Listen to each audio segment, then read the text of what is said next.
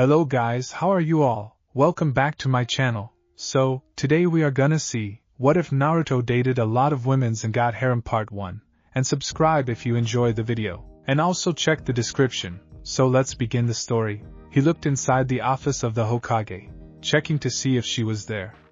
He wanted to ask her for help with a problem he had. He'd seen that there were some people who were just happy with each other, and on the prompting of Erosenin he had reluctantly made the conclusion that he needed some female company in his life. The fact that there wouldn't be any time to make sure that he got a date before a mission made it imperative to ask someone's advice of maybe taking someone out on a date, and perhaps doing something more. He watched as the Hokage was asleep at the moment, her hair lying on the desk in slight disorder, making her look like some sleeping princess, which was coincidentally also one of the names she had, as it was Tsunadeheim to a lot of people, including Jiraiya. Tsunade-bachan. His voice came close to her ear and she opened one eye, looking at his whispered face, making sure that she would be awake immediately. What do you want, brat? If it's about wanting to learn some stupid new jutsu, then you're out of luck, because being a Hokage is a busy job and I don't have time to waste on teaching you something. You got Jiraiya hentai for that. She grumbled about something and a small red stain began to grow on Naruto's cheeks. He scratched the back of his head and sighed. Now was the time to speak and ask her if she could give him some tips on dating. I only wanted to ask you something. Can we talk somewhere in private? He looked around, trying to spot any of the A and B that would probably guard the Hokage, but found none. Here is fine with me. No A and B would dare interrupt me when I'm in this room, since they'd probably exit out of the wall by my punch whenever they intrude without being called. What did you want to ask me? She asked, being able to handle almost any question that he possibly could give her, and maybe coax some good blackmail material out of him. Could you tell me how to behave on a date with a girl? You are the first one I thought of to ask about it, since Erosenin would focus more on his hentai activities than giving tips about how to do something with a girl. She listened as he rambled on for a bit, and then said, after he had finished with a long speech which could have been enveloped with one question, "Teach me how to date." "I'll teach you myself then. I will teach you everything about how to behave on a date, or else I'll be teaching you some of my prized taijutsu moves for the rest of the week." She gave a thumbs up, something which she apparently had picked up from Guy since he seemed to do it so much, and it seemed appropriate in this setting. His eyes glistened with unshed tears and he said, "Really? You'd do that for me?" She grinned and said, "Sure. I'm Hokage, so if I decide to teach someone I consider to be a precious person to me something about social life, then I'm actually pretty sure that nobody would interrupt me. Maybe Shizen would, but I can handle her just fine." She sighed, thinking back to a date which had gone wrong at one time when Dan had asked her out the first time. It had ended with her getting wet in the rain, and him getting a fist shoved up in his face for gawking at her impressive bust. "Give me 10 minutes to get ready and I'll teach you all about dating and other things. It would be best if we just pretended to have a date, and I'll teach you at a nice restaurant that I know. And please dress in something nice. Get rid of the orange in your clothes for me, please. I'll expect you back in 10 minutes. She grinned and then watched as he was gone in a flash, presumably to dress himself for the occasion. She appeared out of her private sitting room for important guests, which sometimes also dubbed as her private bedroom if she were too tired, dressed in a black dress which had mostly kunai concealed underneath it. She'd used henge to transform herself into what she looked like when she was a 16-year-old girl.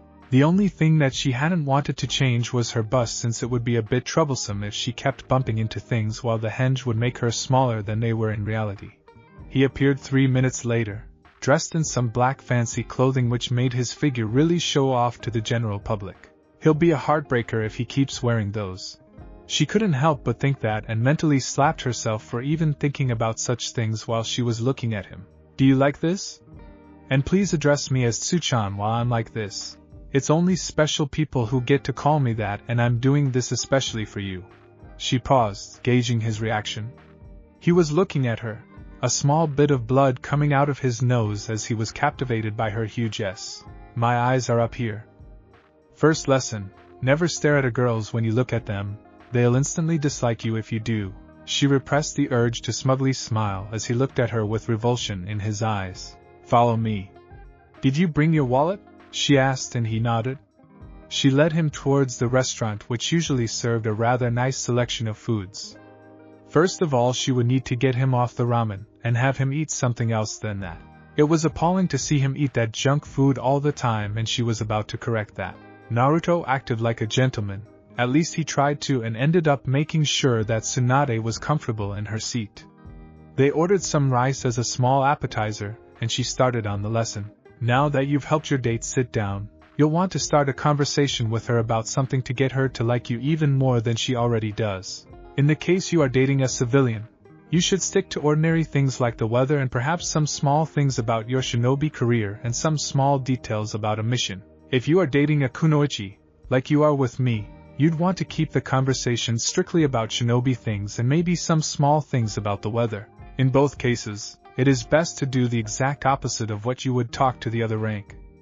To kunoichi, focus on shinobi stuff. To civilians, focus on the all-day things, something that interests them in you. She took a few breaths to see him taking some notes in a small notebook, and she grinned as she could see a concentrated look on his face. Tsuchan, can I practice on you for a bit?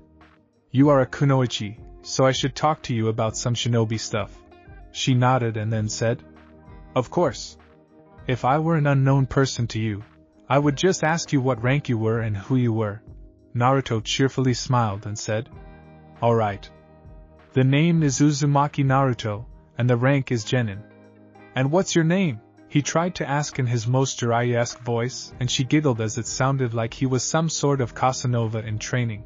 Who is Tsunade, Kaige rank shinobi and all-around hottie, if I may be so prudent to say. Pleased to meet you, Naruto-kun. She looked and grinned, looking all like a 16-year-old girl who was just having a bit of fun.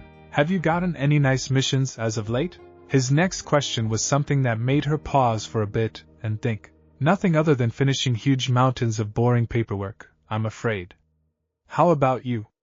Have you done anything interesting on a mission? The rice arrived and Tsunade prevented Naruto from ordering ramen, giving him the command to order something else. Reluctantly, he selected an exotic dish which was made out of some rice which was covered in sweet sauce, decorated with some strange herbs and some vegetables and with meat on the side. Tsunade simply ordered some sake and the same dish like Naruto's, which seemed to be the house specialty. Yeah, there was a mission which was rather interesting. It taught me a lot, so I'm pretty sure that it would interest you. There was this old man that we needed to guard, and he was under threat from an A-ranked nuke named Momochi Zabuza. Kakashi-sensei fought with him, but the guy was disabled by his apprentice who told Kakashi-sensei that he was some sort of onion from Kirigakure. Naruto told the entire tale of his first C-rank mission to her, and she smiled and ate a little bit. My first C-ranked mission was to protect some wealthy merchants through Earth Country. Orochimaru in the end managed to convince the merchant to give us an extra tip. She looked at him and he looked at her, fascination visible on his face. Really interesting, Tsuchan. The next lesson will be to eat your food with some grace and not gulp it down like some rabid beast, something which you are used to doing. Try to use your chopsticks to bring it to your mouth and then chew slowly. She watched how he tried to do that, and she giggled as he got some of the rice on his cheek. She felt like a 16-year-old and even acted like it, something which she never thought she could do again. He truly was bringing back the teenage girl in her, as she could feel herself thinking about if he had been born some 25 years earlier, then they could have had a relationship. Sometimes, couples will feed their date, but only if they are close, Naruto-kun. Allow me to do that. She didn't wait for his answer and just grabbed a small piece of rice with her chopsticks, and then brought it to his mouth, and he opened it and ate it. He got the idea quickly and they took turns feeding each other. Unknown to them, they were being watched as Saratobi Asuma and Yuhi Kurenai had chosen this restaurant to celebrate some sort of Jounin Sensei meeting, and they watched the cute couple consisting of the gorgeous girl and the Kyubi no Kitsune's container feed each other. Kakashi was at the moment busy with staring as his student apparently was putting the moves on that girl who looked so much like that huge, busted model that had been on the cover of Ika Ika Paradise last month. All three Jounin gave their full attention to the couple. Do you think they've been seeing each other for some time, Kurenai? The chain-smoking Asuma said. A cigarette was dangling out of a corner of his mouth and Kurenai gave him a displeased frown and said, No, the Uzumaki kid wasn't much of a guy to date if I was correct in my assumptions. Although he seems to have mellowed out a bit, She kept silent about the fact that Hinata still liked him, as she was curious as to how this date would go. Seeing some guy dating this hot girl and not having a reputation as desirable made her inner curiosity peak, and she resolved to just observe them. He really knows how to feed a lad. I don't think that Dan could have done it better than he has. He really has potential to become a great guy if he would just wear the black clothes all day. Hell, if nobody wants him, then I'd have a try at him. He's too good to let walk away. She grinned to herself as he let the chopsticks come near her mouth once again, and she took the rice off it, moving her lips in such a way that it could be considered erotic, due to the fullness of her lips. To many she was a symbol, knowing about all the guys who had off to her image, having no doubt that the boy who was feeding her was one of those that wouldn't do anything with such a picture, except putting it in a frame and then putting it somewhere in view. He was amazing for the fact that he still made the effort to remain semi-boyish while his body aged. He may have gained some small maturity, but if he matures even further, then he'd be a Jiraiya with women. But then in the romantical sense, being able to score every night without any trouble. The next thing you are to do after you've eaten dinner and maybe have fed your date, is to make sure that there will be something special planned. Maybe go see some sights and give her a small gift in order to gain more appreciation from your date. She watched as he became cheerful and said, Erosenin said that people kiss on dates too? Will that be in the lessons, or is it simply one of his end plans? Sed was looking at his student, seeing him in a fancy and good restaurant with a blonde girl he hadn't seen before. Probably some girl that he picked up somewhere. I'm so glad that he's finally getting out on dates like I instructed him to do. The old man was thinking about some erotic things the moment he had seen Tsunade's chest, and inwardly he grinned that his student would finally get laid. He continued to spy as the couple paid for the dinner, Naruto paying with his frog wallet ending up a bit thinner than before. Let's go to the park, Tsu-chan. You'll love it there. He began to lead her there, her reaction being some giggles and allowing herself to be led there, knowing that it wasn't such a bad idea. They came to the park, a place where they could see the moon in the sky, it being only a small sickle instead of being full. The stars were blinking still, making it look romantic to them, making Tsunade's memory of a similar date wash up in her mind. She and Dan had made love on one of the benches, coincidentally the one where Naruto was leading her now. She smiled at Naruto and allowed him to dust off her place first before she took a seat. The three Jounin and the Sannin were watching the couple as they sat on the bench, chatting with each other about some fluffy stuff. None of them could hear what was being said, allowing the boy to have some privacy but nonetheless keeping a careful eye on the proceedings. So your first kiss was with a guy? She giggled as she could see him already kissing the brooding kid she had seen a few times before he defected to Otogekure. Well, then I shall teach you how to kiss. The lesson will be about a theoretical part and a practical part, in which you kiss me. Don't worry too much about it, it's strictly a teacher-student thing. She mumbled the last part, and he heard a bit. Kissing is done by people who share affection for each other, be it of a familial kind or a romantic kind. It is done by pressing your lips to someone's lips or to someone's cheek, like I will demonstrate. She bowed forwards and gave him a kiss on the lips, making his eyes widen quite a bit as she wrapped her hands around him, pressing her breast against his chest, making it seem like a lover's embrace, which made the female Jounin sigh as she could see the romantic setting and wanted some love in her life. The kiss was something great to him. He could feel her lips against his, making contact with his lips and making a feeling well up within his body, making him feel like he was floating on air. He loved her, and she knew that. Not in the romantic sense, per se, but he loved her with his heart. If only she wasn't so old that she had to hide her true visage under a complex genjutsu, he would have snatched the chance to get her. Her body seemed to shiver once, and she broke the kiss. How did it feel, Naruto-kun? Do you think you can kiss me? She asked, and he responded immediately by kissing her on her mouth, wrapping his hands around her, letting one slide towards her on instinct, and he could feel her beginning to deepen the kiss, a tongue slipping into his mouth. His body acted on instinct, beginning to lash out with his own tongue to tease the girl he was holding, no matter to her own physical reaction. His body was already reacting to the kiss, images swirling in his mind as he could feel her S pressing against him. This feels too good with Tsu-chan. I think I really should stop before we do anything foolish. It is as if I can sense her thoughts when I kiss her. That's never happened before. although I have to admit that, feeling her thoughts turn into those of Ero-sennin's fantasies with her and me in the lead roles are nice. But it should really stop now before she loses the Hokage title due to sleeping with a minor, something which I still am. He broke the kiss and she edged for more, not wanting the feeling of peacefulness to go away. It's really exciting to kiss him. If only I were 30 years younger. She was breathing harder after the kiss, her erection after she experienced the pleasuring feeling that Naruto had evoked from within her. What had been a small lesson in dating had turned into something far more dangerous. She had superb control over her emotions for most of the time, never allowing her true emotions to show on her face, or else she would have been depressed a long time ago due to her love's death. Naruto looked into her brown eyes, looking at the thinly veiled lust and love within them, knowing that he would have to stop. Shall I bring you back? I think we need to stop this now before you literally take me on this bench, like Ero-sennin encourages me to do. That seemed to sober her up quite a bit, a blush appearing on her face, and she said, Of course, Naruto-kun, let's go back. I'll teleport you there.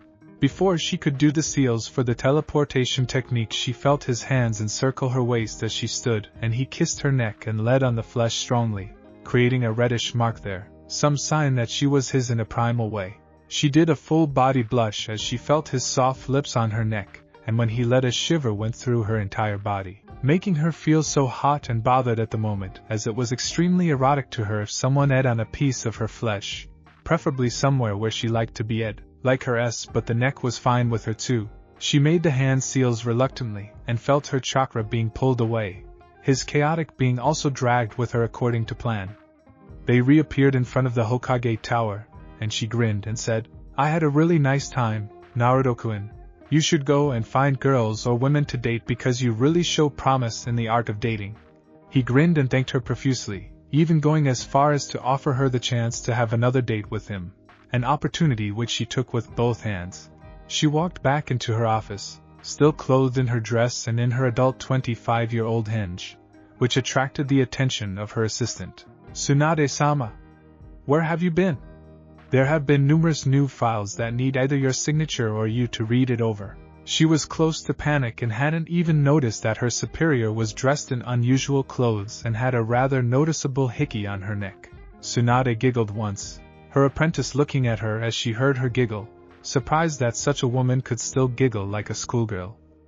Gomen Shizen-chan. I've been away for a while.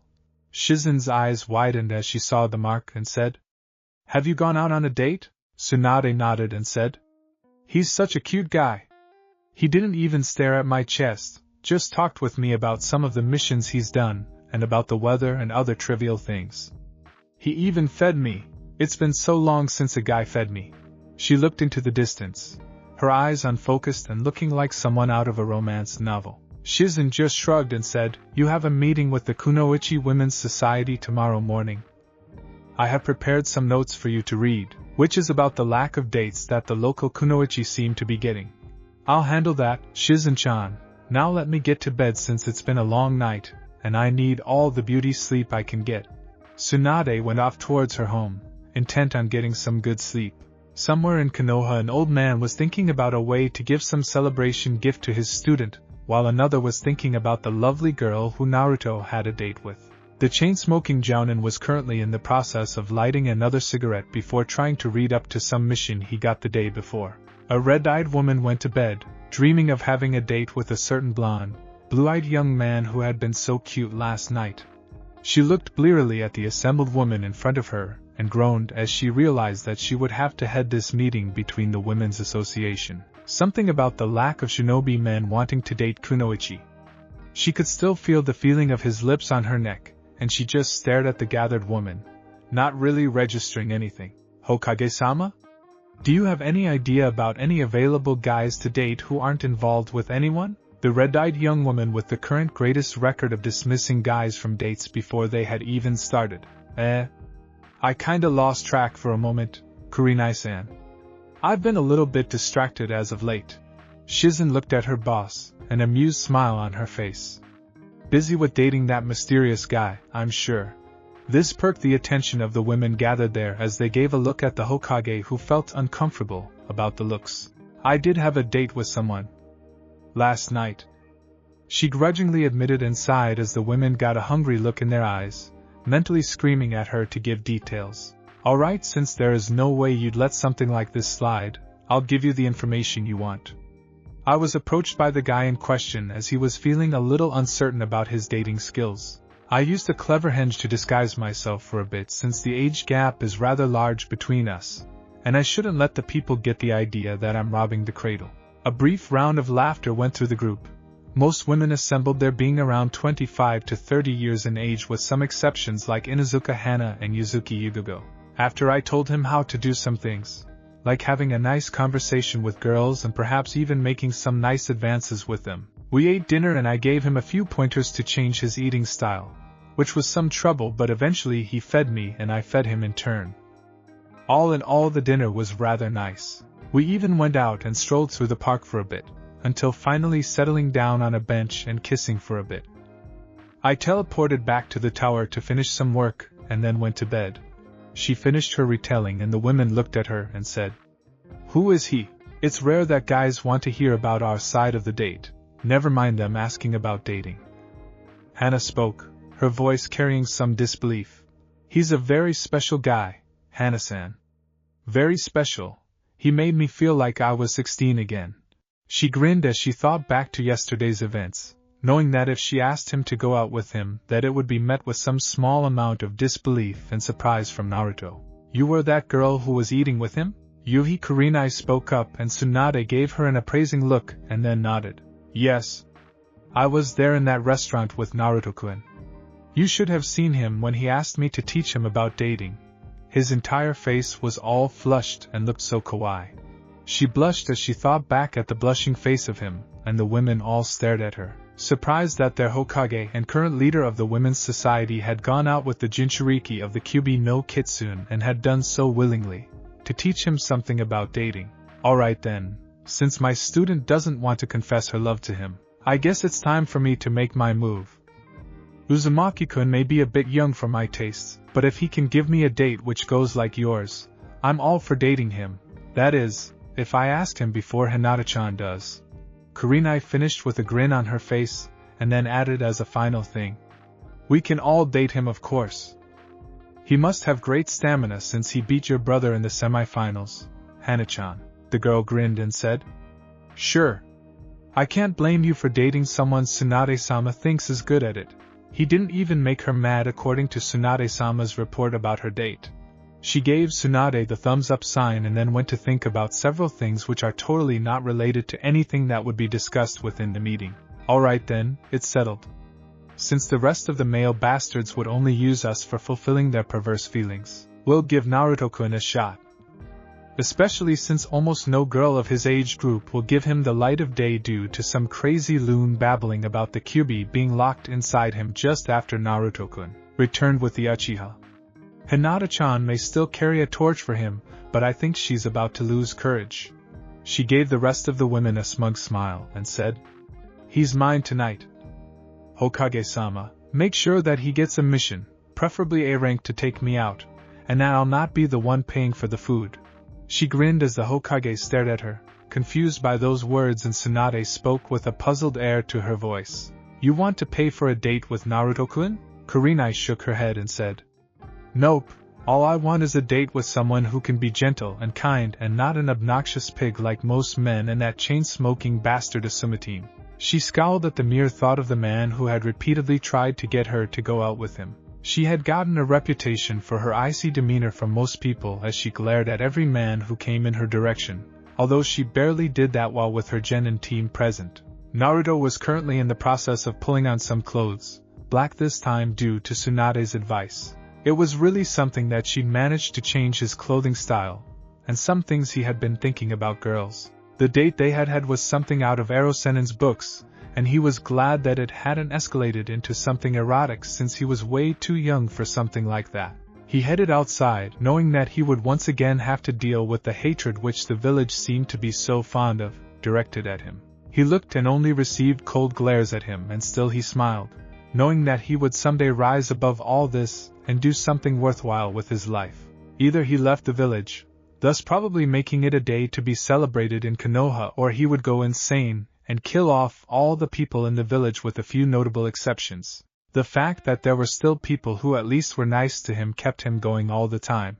The people around his age may have found out that he harbored a demon within him, but the older generation didn't know that they knew. He walked into the mission room, hoping for a solo mission, which would be dangerous and be able to get him out of the village. He really wanted to cause some major killing to relieve some stress.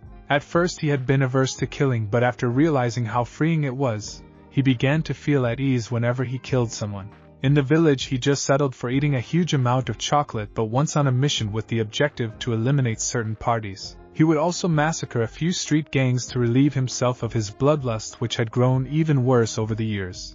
A possible detrimental effect of QB, or so he thought. He looked at his O'Bacon and he noticed the way she was grinning at him, which either meant that she'd liked her date last night and wanted more, or had an extremely pleasurable thought which would involve him going on some mission to relieve her from the paperwork menace. Uzumaki Naruto, follow me. She remained businesslike throughout the entire time he was in the room, and he followed her without any question, knowing that she was probably about to hand him some dangerous S-ranked mission, something which made the bloodlust ignite once again within his veins, making him crave the thrill of battle.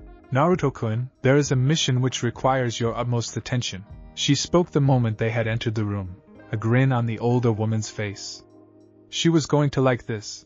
The mission is rather out of the normal scope of your shinobi duties, but you'll be compensated for it.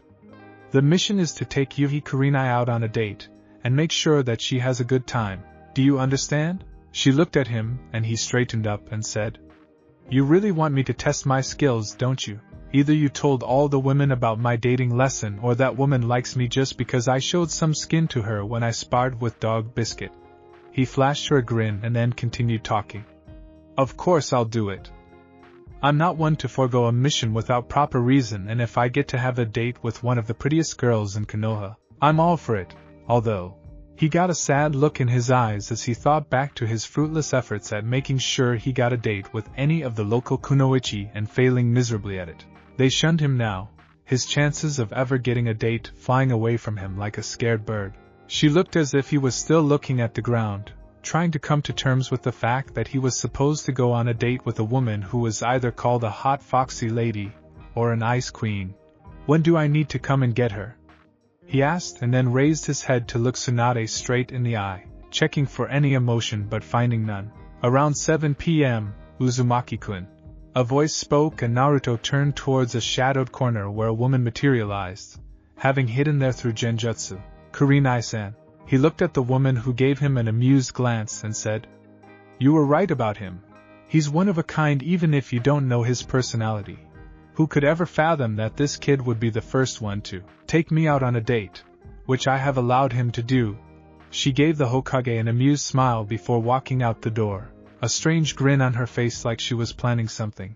Kurenai, you know what, you have that really disturbing grin on your face? She turned towards the speaker and noticed that her best female friend, Anko, was standing there, a stick of dango in her hand and in the process of being devoured by said woman. Yeah, want to explain the reason? She gave Anko a cheeky smile before the disturbing grin came back on her face. No. With that the woman began to walk towards her home, humming a small tone which had been soothing to her mind, making her more focused on the task which lay ahead, selecting an appropriate dress. Naruto stood outside of Kurenai's house, a small bouquet of flowers in his hands after he had taken the suggestion from Tsunade to mind and had bought them to make sure that there would be a nice impression. He had made sure that his hair was arranged in a pattern similar to Kakashi's.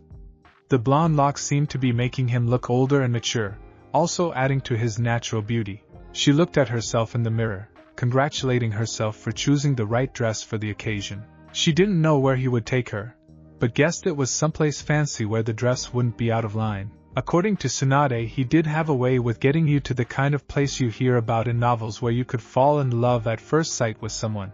She had a feeling she was going to have a great time tonight. She opened the door and looked at him, taking in every little detail about him. She couldn't believe how much he looked like the late Yondaime, who had the same glint of determination and courage shining in his eyes. She looked him in the eyes, knowing that if she did that for too long she'd just drag him into her room, probably rip her dress and make love to him for the first time. probably relieving him of his purity as well as relieving herself from that very same thing. "Shall we go, Naruto-kun?" She was taking a wild guess that he'd like to be called that, and to her amusement he blushed and then held out his hand, as if to guide her, something which made him rise a few notches in her eyes. She liked a man who could be gentle with her, not unlike those orcs who had tried to date her before and didn't have even the slightest bit of decency. One who would lead her to a place where they could eat and converse would be one worth keeping about for at least a few weeks, maybe even promoting him to the status of official boyfriend.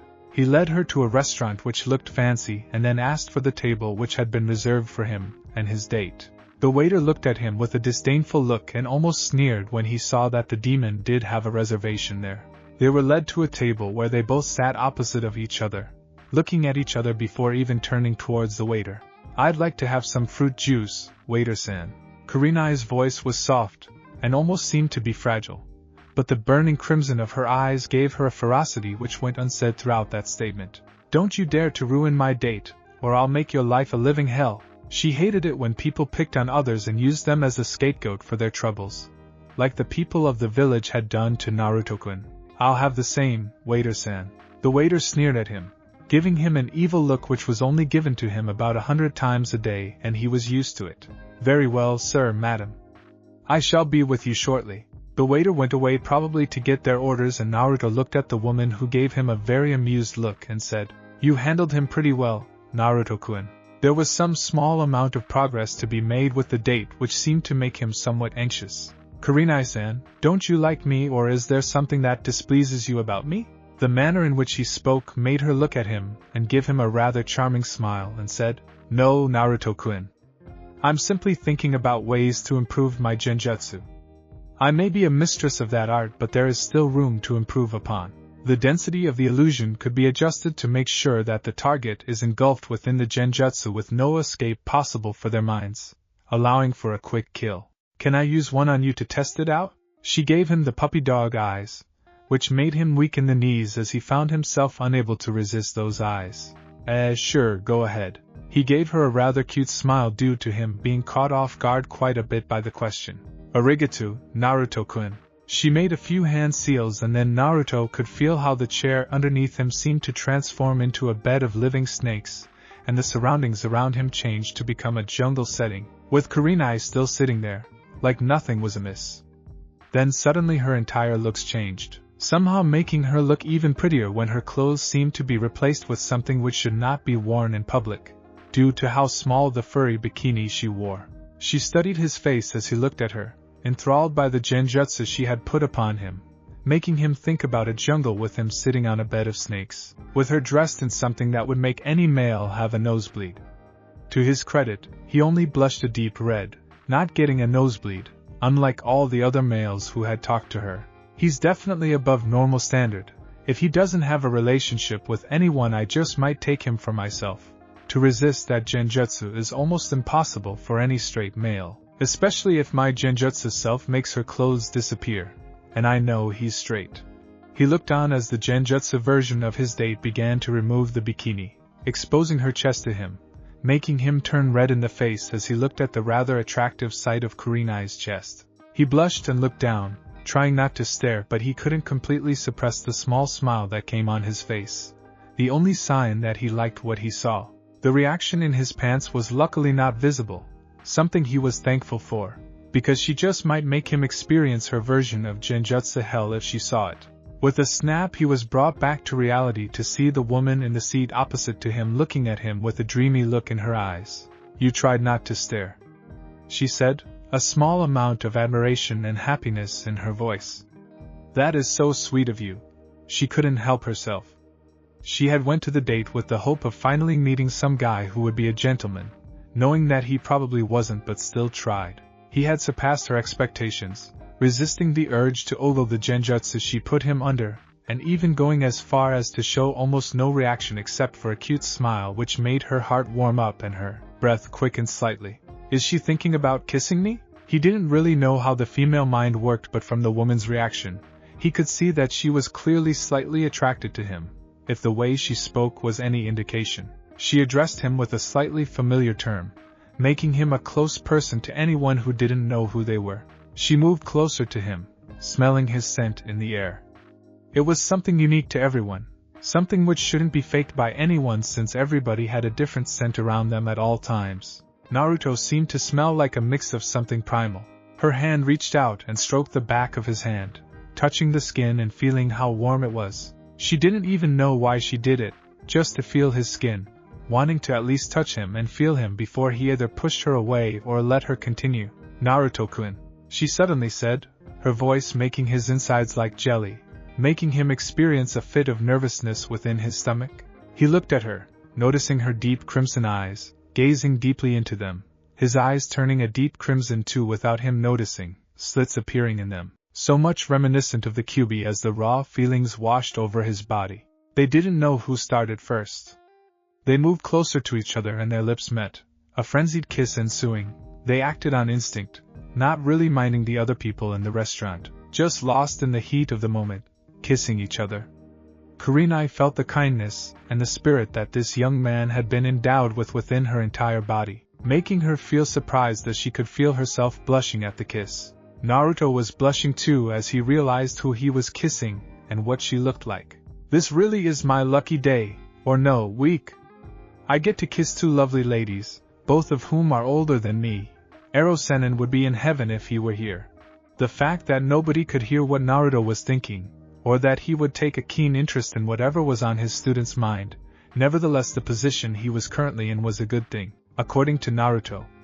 If Ero-sennin could have seen what he was thinking, things might not be as good as it was, making his life probably a lot tougher to handle if word got out that he was dating someone. Never mind the ruckus that Jiraiya would make if he heard that he had dated Kurenai, the Ice Queen. Jiraiya's POV. Finally a bar which won't throw me out whenever I sit next to a nice woman and ask her 3 sizes and if she would go out with me. The old man was slowly walking towards the restaurant in which his student and the lovely woman were sitting, and his attention was drawn to the sign which spoke of some sake contest being held there that evening. "I'd better check that out, maybe Tsunade-chan is in there. It's always nice to watch that woman's jiggle whenever she gets sloshed.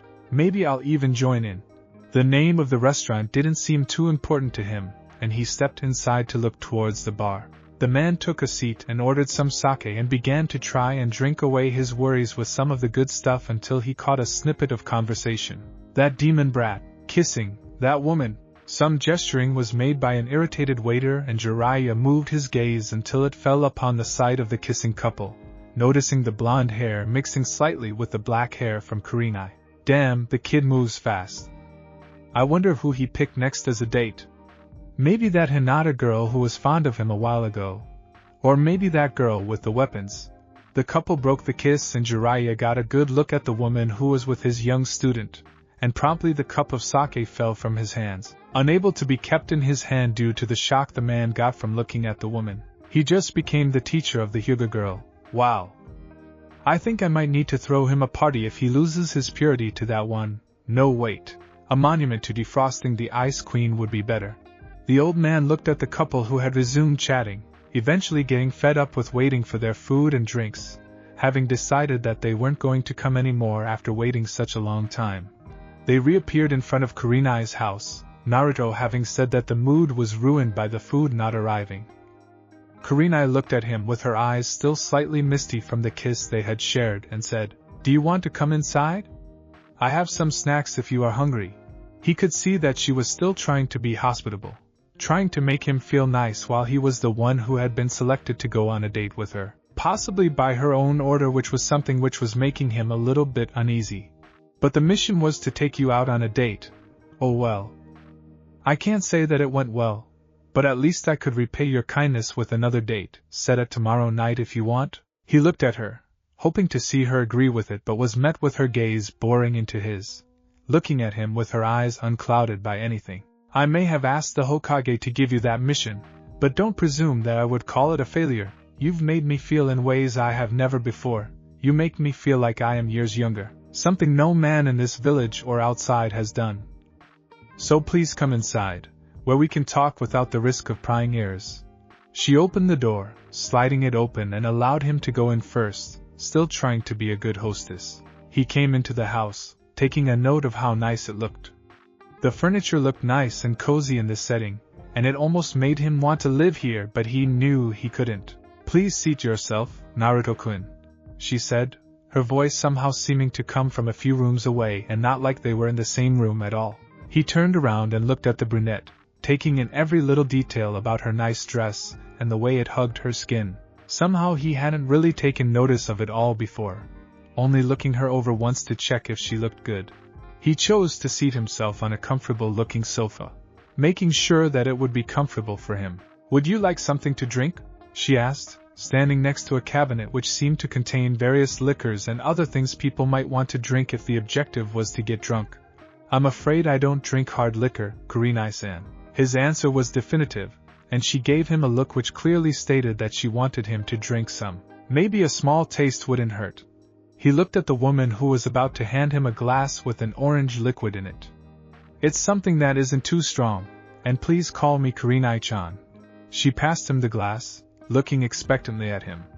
He put the glass to his lips, then took a small sip of the liquid within, and immediately felt a burning sensation within his throat.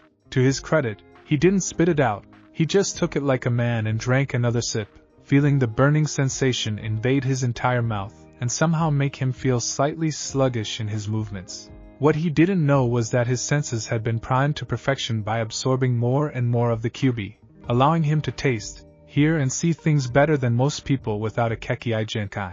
The alcohol affected him even more than any usual man, making his vision blur slightly. He watched as she took a glass top of the orange liquid, then sat down next to him, looking at him, her eyes slightly apprehensive as she probably was contemplating something. "Have you ever had a relationship with a girl, Naruto-kun?" she asked him, wanting to find out if he ever had been in one and if he had any feelings for the women in his life, preferably the ones in his age group, though she would like to see if he would like her, or others in her own age group, i.e. Kurenai-chan. "They all shunned me after one of the villagers opened their damn mouth and practically announced to the world that I, the QB brat, should die." He gave a wry smile as he looked up to the ceiling.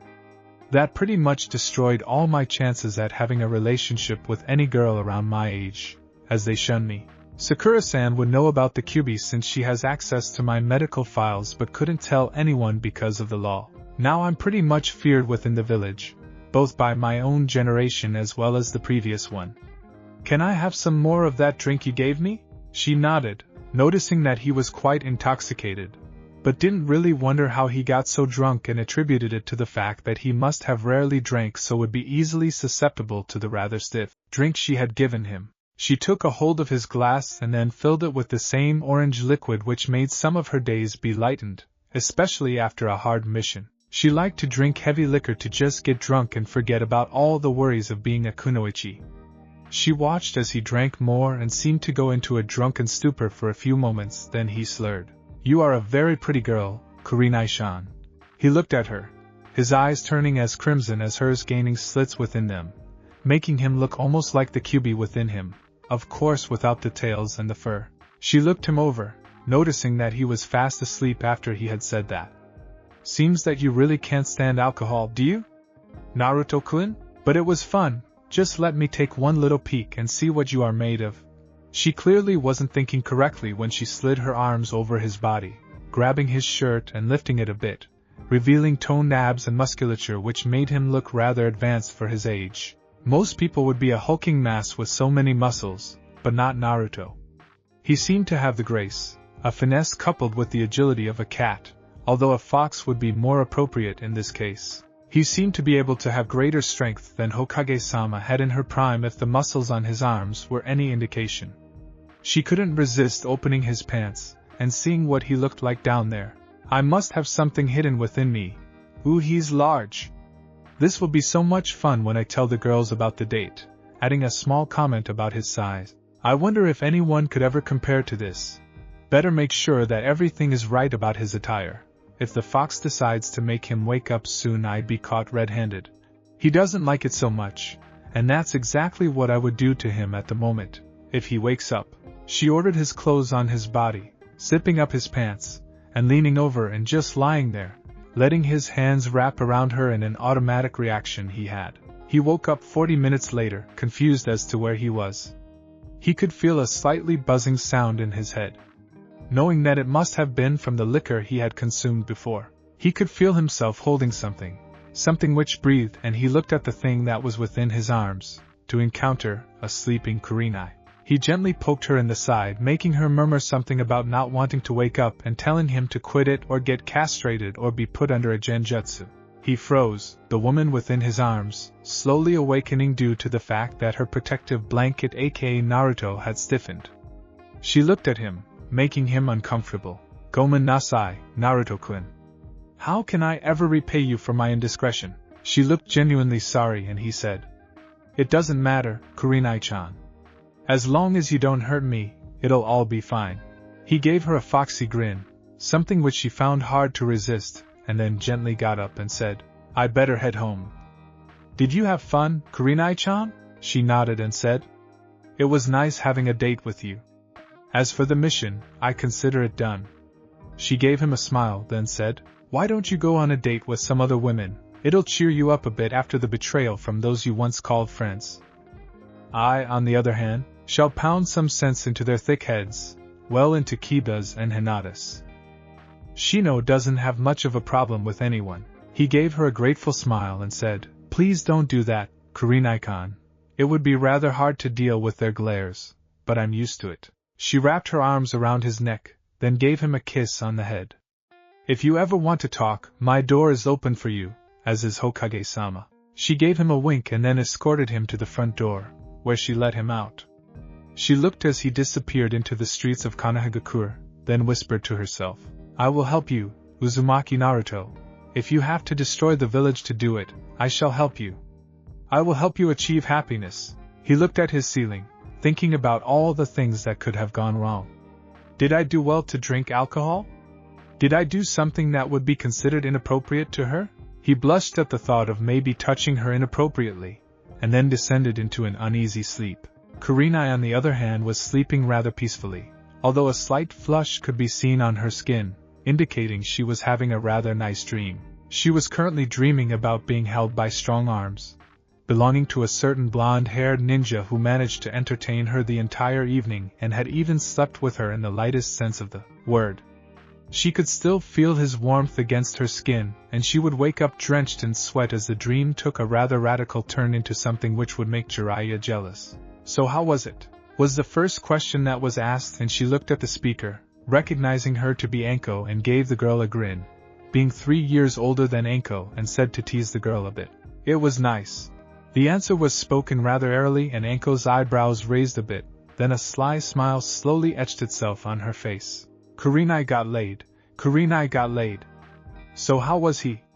She grinned in a rather psychotic manner, making most people in the immediate vicinity vacate the aforementioned area, afraid of what Orochimaru's apprentice could do to them.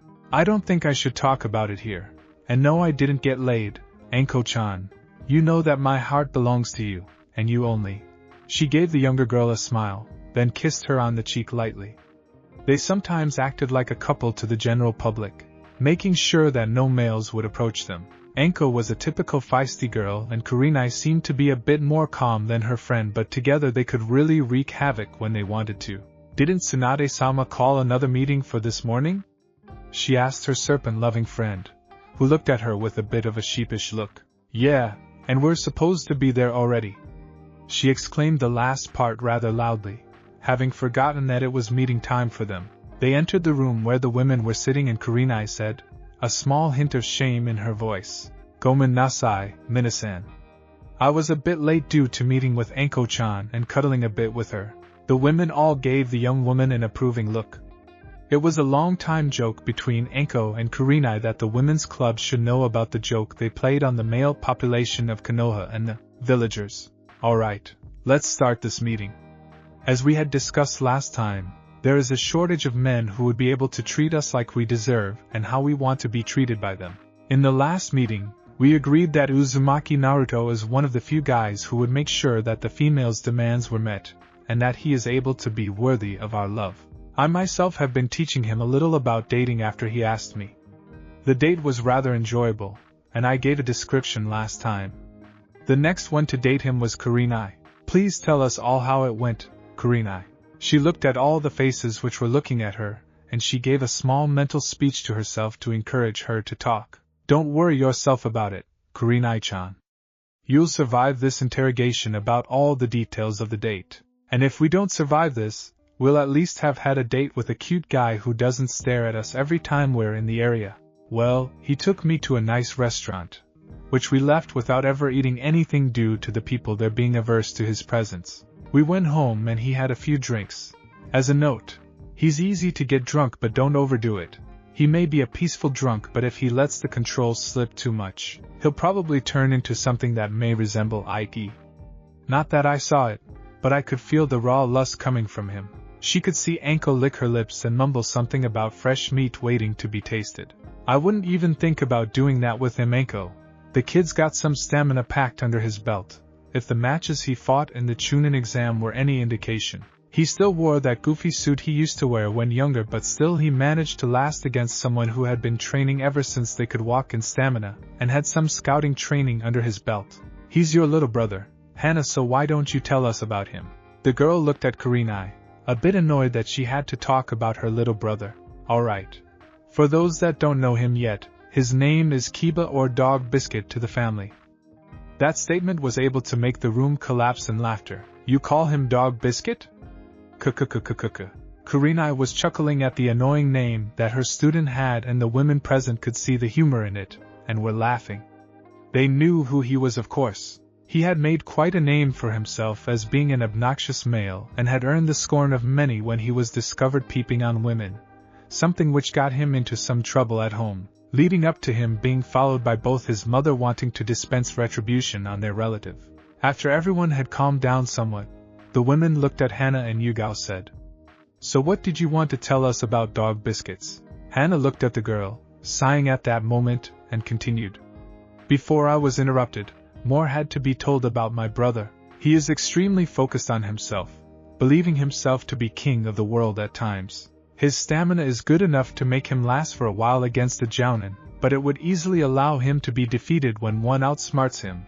He isn't very intelligent. He kept on muttering about how Uzumaki-san had defeated him by doing some stupid things. She gave a small snort, and said, Farting to confuse the smell of an Inuzuka really was a clever move due to our noses becoming very sensitive.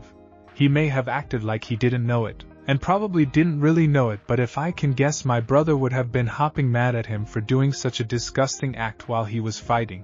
Dog Biscuit does have a lot of trouble with interacting socially, and he seems to be angry, or at the very least resentful of Naruto-san. He kept on mumbling something about an unfair advantage during fights and that he'll show the bastard a few new tricks. She looked at the females in the room and they gave her a look which was slightly confusing her. What? He really muttered something about it. Maybe that's because their generation knows about Kyubi. Naruto-kun mumbled something about it when he was drunk, something about a villager calling him the demon Kyubi brat. That must have tipped them off that he was either the reincarnation of the demon, or the demon himself, and I think it's too late to convince them of the fact that he's only the carrier. They seem to have gone from accepting him to becoming hostile to him. I think he even cried a bit when he told me, thinking of the anguish that it must have made him feel to see people who he once trusted turn away from him. He talked to me some more, made me see some of his side of the story. He's lost all hope for humanity. Tsunade-sama, I would like to get a mission, or someone else, to make sure that Uzumaki Naruto doesn't go down the deep end and massacre us all. The changes in his mood were just startling me last night, but I can see in his eyes how the anger and hatred for the villagers and the shinobi bubbles just beneath the surface. And then to think that I trained Kiba. I feel disgusted even now. She looked down at the table, thinking about how things would change around here, without people his age trying to encourage him to live, or not to glare at him for housing the Kyubi. Life would be hellish for Naruto. He still seemed to have Yumino Irika as an anchor, but all of that seemed to be burning away ever so fast. She could see how he would slowly descend into an ever downward spiral where he'll eventually either try to commit suicide or just make sure that he'll be able to kill off as many people as possible, letting the Kyubi take over to destroy the village he loved so much a long time ago. Tsunade was thinking about the same thing.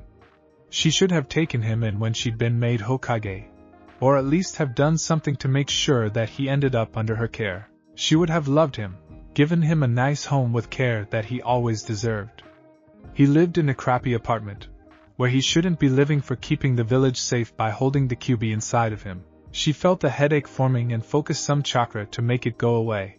"I'll have my date with Naruto-kun tonight, Hokage-sama." A voice cut through the chatter and everybody looked at the person who spoke. She stood there, her face set in a manner which made her look determined. "I'll make sure that he doesn't kill off the entirety of Konoha. Well, not us at least. The male pigs would be nice though. If I hear anyone scream 'Hello, nurse,' I'm going to castrate the bastard." Most women looked at the young medic Neen, who had just cursed about the men who constantly tried to fondle her and met up with a poisoned dart in a private part, or in an arm, or somewhere else. They gave a grin at the woman and said, "Of course, Shizen-chan. I give you the mission to go on a date with Naruto and he'll be compensated for it. Or something to that extent, as he's the one to pay." Tsunade finished the sentence with a small pensive look on her beautiful face. Shizen gave her a satisfied grin and Anko could be heard saying, "Ah, I wanted him for myself. I wanted to teach him all there is to being with a woman." To which Karina answered, "I would have to object to that, Anko-chan." Her friend looked at the woman who savagely grinned and said, "You wouldn't want me to miss out on all the fun? But I'm feeling generous today, so I will let you have your first touch, Kay?" She looked at the younger girl, then saw the devious glint that entered the girl's mind, knowing that the first touch was usually rather funny to see, as Anko wouldn't really want to make sure that he was prepared. Also, knowing that he was still pure and ready to be depressed seemed to excite the girl a bit, but only some things could go right for another to go wrong. "Alright, Shizen has the next date with Naruto-kun. Let's inform him of that now." With a poof on ninja smoke, the room was vacant once more, the kunoichi having gone to attend to several tasks that had been assigned to them sometime during the week by the Hokage, whether it be some mission or something else. Shizen sat down on the chair next to the Hokage. The other woman also seated herself, then got a huge scroll from a drawer in the desk they were seated at in the mission room and said, "Alright, shall we register this as an S-ranked mission once again? Naruto-kun deserves something extra, so I'll just make sure that whatever money he spends is put into his paycheck." At that moment did Jiraiya enter the room, and he immediately walked over to the women and said, "How nice to see you, Tsunade-chan. Have you heard about Naruto being on a date with both the Ice Queen as well as some hot blonde chick?" This was clearly a wrong thing to say, as Tsunade's beautiful face contorted in anger, and she said, "I'm with someone, so cut it with the Tsunade-chan. As a side note, yes, I know all about Naruto's girlfriends, since he has confided in me about them." The older man looked surprised that his teammate was involved with someone, then grinned as he heard about the confiding that Naruto had done with the older woman. "Is it alright if I threw the kid a party?" She gave him an irritated look. "Jiraiya." The tone she adopted was hostile, and the man chose to walk the safe path and said, "Just something to congratulate him on the success he had with thawing out the Ice Queen. Nothing like the parties I used to give." She calmed down somewhat and said, "Okay, but not tonight, since he has another date with a girl." She gave the man a grin which clearly stated that she knew all about it, and Shizen began to turn a bit red as she could no longer think about Naruto in innocent terms, thinking about different things like the physical she had given him. She had touched him in several places, him letting himself get touched by her, and she remembered how warm he had been, slightly warmer than any normal human. She got a blush on her face, and Jiraiya noticed, and said, "Hello, nurse." The reaction was instant. Both Tsunade as well as Shizen leapt forward and tackled the man to the floor, where senseless violence ensued as both were affronted by the reaction from the guy. "Not my balls. Af. Get that dirt away, Shizen-chan. Don't call me Shizen-chan, you hentai." This was the scene that met Naruto when he arrived at the Hokage Tower, looking on as his sensei was pounded into a pulp by Tsunade and Shizen. Shizen was busy with making sure that a certain body part was stabbed by a poisonous needle, something which was causing Jiraiya no end of grief, while he could feel Tsunade's fists making sure that he would be unable to move for almost an inch for several hours and maybe be put out of business for a day or something. "Save yourself, Naruto. They've gone insane." That earned him another whack in the cheek by Tsunade, and Naruto gave a snort of laughter as the man looked at him with horror in his eyes. "Naruto-kun, welcome. I'm glad you came so soon because I've got another mission for you. It's on the desk. Just be on time to the house listed and all will be fine." All expenses will be paid for, and you just go and have some fun." She gave him a charming smile and knew that she would be either on the receiving end of some teasing from her teammate, but she didn't really mind it when Naruto continued to brighten her day.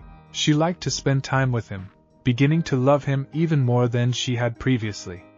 Helping him experience dating, something she had enjoyed extensively in her youth, was something which made her feel very young again. She didn't feel like a 50-year-old anymore, just like a 16-year-old. But when she was faced with huge mountains of paperwork, including some things which really shouldn't belong there, she felt as old as the Sandane, the man she had once called Sensei. Jiraiya noticed the faraway look as she looked at Naruto, and couldn't help but make a remark about it.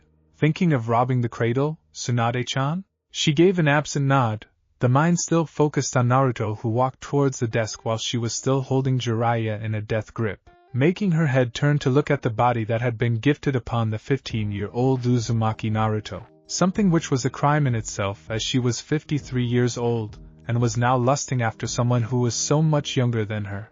Jiraiya noticed the dreamy look in her eyes, taking a very careful note to check the assistant, since the pricking of his crotch with a poisonous needle seemed to have stopped for a moment.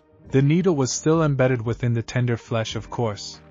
When he looked at the medic Nin, who was Tsunade's student, he saw the girl looking at Naruto with almost the same expression as Tsunade on her face, something which was making him perplexed by the looks she was giving Naruto. They both fancy him?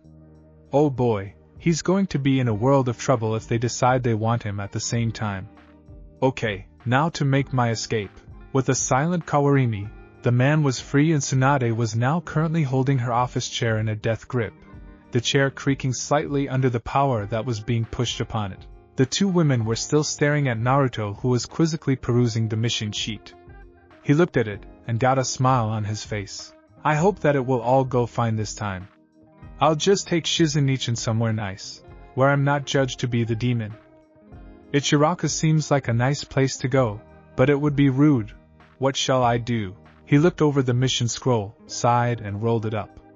Time to ask the lady in question where she would like to go. He approached the two women, noticing the way they were staring at him and absently wondering if he got something on his face which made them look at him like that. "Shizunichan, where would you like to go with me?" She looked at him, in awe at the fact that he seemed to want to know where she wanted to go with him. Like Tsunade-sama said, he's different from other guys. She looked at his face, searching for his whisker marks and studying them. She always focused on them to prevent herself checking him out like she does normally with any guy she meets before being dragged off to get Tsunade out of trouble. "Well, there is this nice dining place where I've eaten several times and would like to go to again. And please call me Shizun-chan, Naruto-kun. If we are going on a date, we'll have to address each other like we are close, which we are by the way. Don't you think so?" She unconsciously pushed her chest forwards quite a bit, giving him a small bit of a look of her cleavage. While she didn't have such huge S like Tsunade, she still held a big pair, and Naruto turned slightly red while Jiraiya grinned at the situation. "Trying to set him up on dates with several young women, are you Tsunade-chan? I just came to you to report that your interest had been revealed for what he is, the Kyuubi's carrier, and that none of his age would voluntarily talk to him anymore without sneering at him for just being himself. But still I wonder about the young girl that was with him a few days ago. Arigato, Shizun-chan. I'll pick you up around 7 and we'll go there. What's the address?" He looked at her, noticing the rather flushed state of the woman, and wondering if she either liked him or was running a fever. Shizun gave him the address, also including the advice to make sure that the whisker marks were covered up, as to make sure that no unfortunate things would happen by him being himself, and recognized as the container of the demon. Naruto stood in front of his mirror, looking at his reflection as he applied a minor genjutsu on his face to hide the whisker marks which would tell anyone that he was the Kyuubi's container. He looked at his reflection, making some small changes to the nose, willing it to be somewhat smaller. Suddenly the reflection changed and his eyes turned red, a sign that he was slowly losing control once again about the beast sealed within him. He looked in his reflection's red eyes and said, "What do you want, Kyuubi?" A deep chuckle came from a place where he had been rather frequently, and a deep voice answered, "Centuries of madness, and killing lusts within it. Why don't you just enact your revenge when you finally reach the upper limit of your patience? I can already feel your mind beginning to act more violent, more impulsive and feral. Don't get me wrong, I like the change, but you need to act a bit more aggressive, even though you don't want to act aggressive out of fear for massive riots on the streets, demanding your blood. The betrayal of those close to you was enough to almost push you over the edge, so conquer a few women and finally get some. QB was urging him to have it.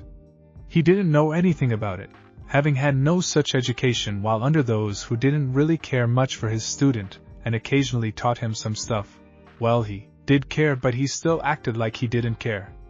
Naruto could smell the fear about something bad having happened to him on the man when he had disappeared one time, and that had made him feel at ease that the man wouldn't scorn him for being him. I will. Even though I might ask someone to teach me the basics. With that, he quit talking altogether, and then made sure that there were some small touches to his hair, making him look mature while still looking like a young teenager.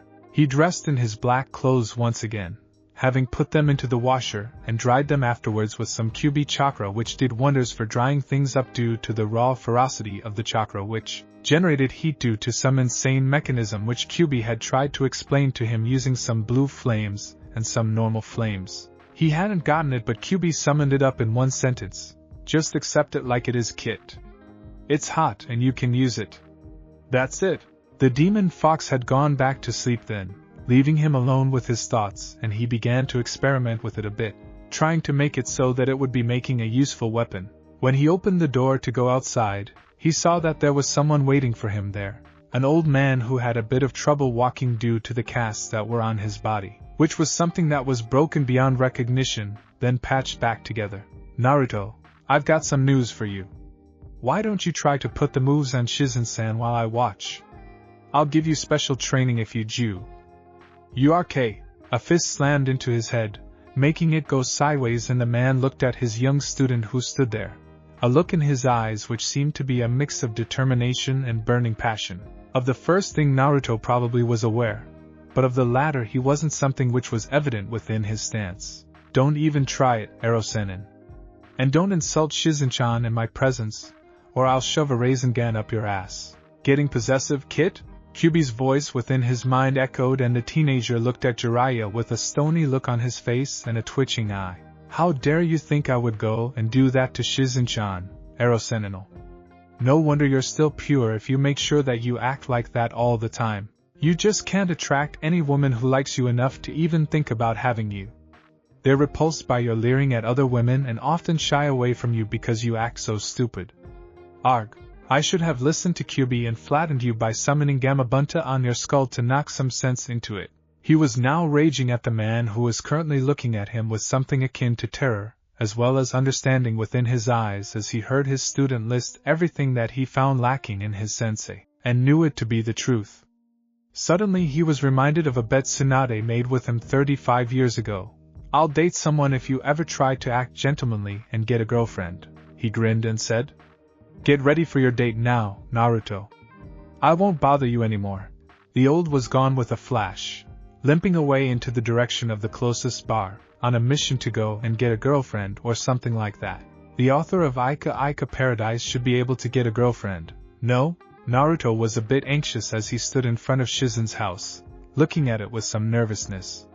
He knocked once on the door, hoping that she was okay. A crash sounded and the door slid open, revealing Shizen standing there, looking pretty with her dress a bit rumpled, it being red and accentuating her S quite nicely. She had fallen over a few moments ago when she heard him knock on the door, and in her hurry to get it had stumbled over a piece of furniture, anxious to go on the date. When she opened the door she could see the young man already standing there, looking at her with his normally cheerful face, which was looking rather serious at the moment as he looked at her with a critical eye, knowing that there wouldn't be much to see. In her humble opinion, she did have quite a bad image of herself, feeling ugly in comparison to her master due to the blonde woman having bigger assets and looking better even without the henge applied to make her appear young and youthful to everyone. She looked at him, his face still scrutinizing, hoping to pass the inspection with a good image and not like some bloated cow, which she knew she was. In one word she could be described, stunning. He looked at her, and saw that she was absolutely gorgeous as she had applied some makeup to her face, making her look even better than normal in a different way the Kurenai and Tsunade had been. He could see that she was also one of the prettiest women in the village, going by the fact that there are several women who are literally untouchable and are supposed to be gay. Not that he had paid much attention to the rumors lately. He just hoped to find out that there would be some small trick to dating, but had instead gotten a mission assigned to take several women out on a date, Shizen being his third date in a week, including the one he had with Tsunade as one. "Shall we go, Shizen-chan?" She nodded and he took her hand, gently leading her towards where the restaurant was situated. She had told him how to get there, and had even given a good description of the restaurant, making him think about something different in style. It was somewhat modern and seemed to have those weird dishes like something that looked like fried shrimp with some fried noodles. He looked at his date and grinned at her and said, "Shall we enter, my lady?" It was one of the lines he had gotten from Erosenen's newest Ika Ika Paradise book, something that he had read in a fit of boredom, excluding the erotic parts due to sickness being generated by the damn thing due to its ed nature. "Of course, Naruto-kun. Let's see what they have for us, shall we?" She looked at the doors, as if hoping he'd open them, and he did, a smile on his face. He looked like any regular teenager now, cheerful and happy and not depressed at all, but she knew it to be a facade to fool the villagers. If he didn't have the henjan, he'd be glared and spit on by the villagers. They sat down at a table, the waiter coming to them immediately. It wasn't a fancy place, but it did have a waiter, due to it being a popular place to get dinner or a quick bite to eat. "How can I serve you, sir, madam?" The man looked at Shizen with his eyes zooming in on her S, making Naruto growl in some desire that came from within, making the man's attention snap to him, and Naruto ordered a glass of rice wine, having acquired a taste for it since he and Erosenen sometimes shared a few drinks of it to make sure that they kept their identity as shinobi a secret when staying in different villages. He had been made into the little brother of Jiraiya, the old man portraying as the eldest son, who was of legal age and who continuously tried to make his little brother get drunk, something which was common in most non-shinobi people to have your little brother get drunk before his 18th birthday. Only then you could make sure you weighed up to be a man. She was somewhat surprised but ordered some rice wine too. While training and living with the slug Senin, one would have to get used to drinking it, and she had acquired a taste for it after her first 3 months under Tsunade's tutelage. The moment that the drinks arrived, they both were wrapped up in a conversation about the ANBU. "I don't really see why they are such great, Shizen-chan. They look kinda stupid with those weird masks, and they act all cold to me too, like the villagers do. They need to act that way because nobody needs to know their identity. Like anyone could relay the information to another village, and then have them assassinated. At your current power, with it aiding you, you could easily take on Hokage-sama if you tried." She looked at him, her eyes focused on the reaction. Now he's probably going to act all smug that he can beat Hokage-sama. He looked at her and said, "I have no desire to beat Tsunade-bachan. I give her the position of Hokage since it's lost all appeal to me." She looked at him with surprise clearly showing on her face. "You've given up on becoming Hokage?" He nodded and sighed. "I guess they finally got what they wanted. It's only a matter of time until I snap. The pressure gets to me." He tapped his fingers on the table, a gesture that usually signified that he was irritated with something. The rest of the dinner was spent in silence, with her looking at his face, trying to discern any emotion, since it had turned into a stony mask of coldness and devoid of emotions. When it was time to pay, he got out his wallet, and then deposited the correct amount within the waiter's money pouch and said, "Let's be off." When they stood outside, he looked at her, his eyes slowly turning crimson. "What are you thinking, hearing me out about my life story? I don't need a shrink to know that I'm messed up, Shizen." He looked at her in anger for a few moments, then his eyes cast downwards and he said, "Gomen, Shizen-chan. I let myself go for a bit. I don't know what came over me." She looked at him, his face now clearly readable and emanating sorrow and sadness. She wrapped her arm around him and said, "Let's just go home, okay? We can talk there about how to solve this mess you've gotten yourself in, and about these mood swings you seem to have lately." They entered Shizen's apartment 10 minutes later, Naruto still looking sadly towards the ground, and he said, "I really don't need any help, Shizen-chan. I am a monster, and I am beyond redemption." He made to leave, but she kept him there and forced him to sit on the couch, holding him down with her arms, applying a gentle pressure which she knew wouldn't hurt him. "Naruto-kun, please don't take this the wrong way, but I care for you, we all care for you. Tsunade-sensei, Irika and I, we all care for you. Kurenai-san may also care for you. She looked at him, tears suddenly welling up within her eyes as she thought about him leaving. Please Naruto-kun, don't leave the village or let the village get to you. Please let me help you. They have wronged you and for that they should pay.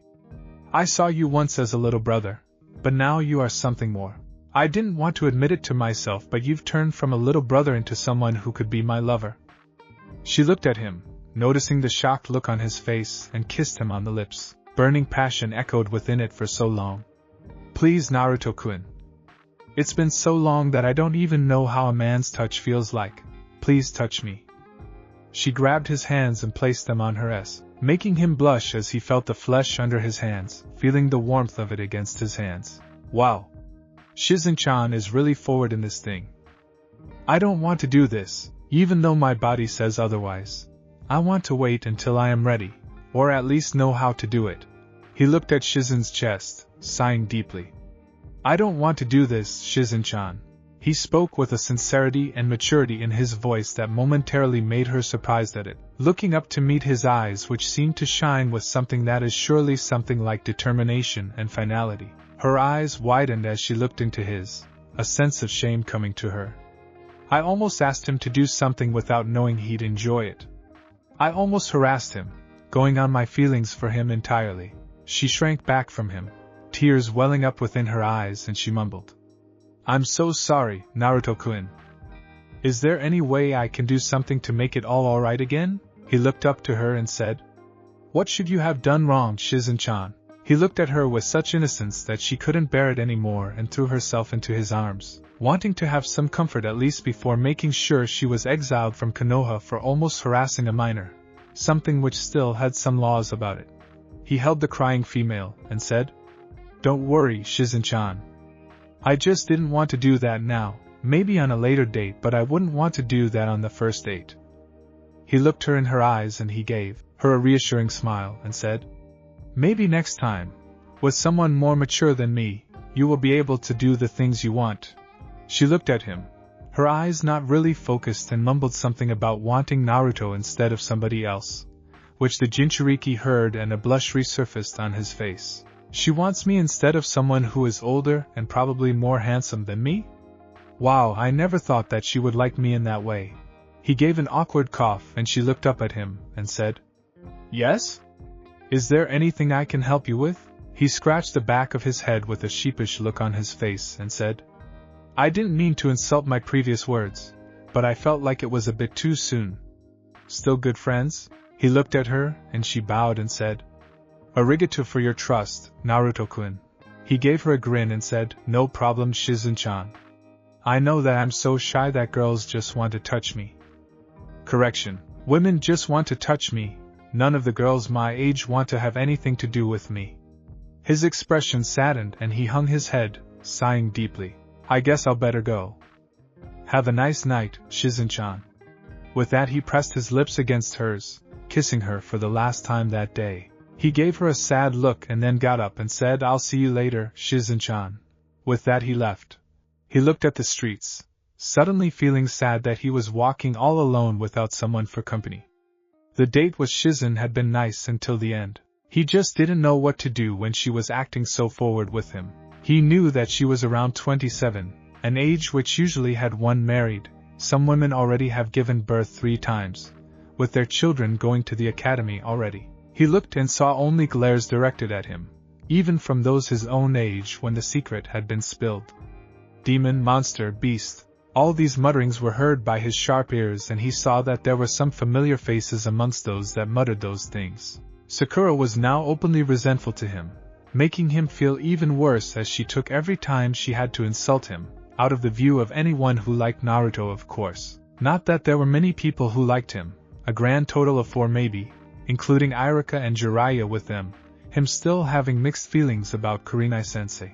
She seemed nice enough, being kinder to him than any other woman, and didn't treat him with scorn. He looked at the face of Lee, who was simply giving him a look of pity as he trailed behind his sensei and his teammates, 2 of them giving Naruto a glare, one accentuated by the white eyes of the Byakugan.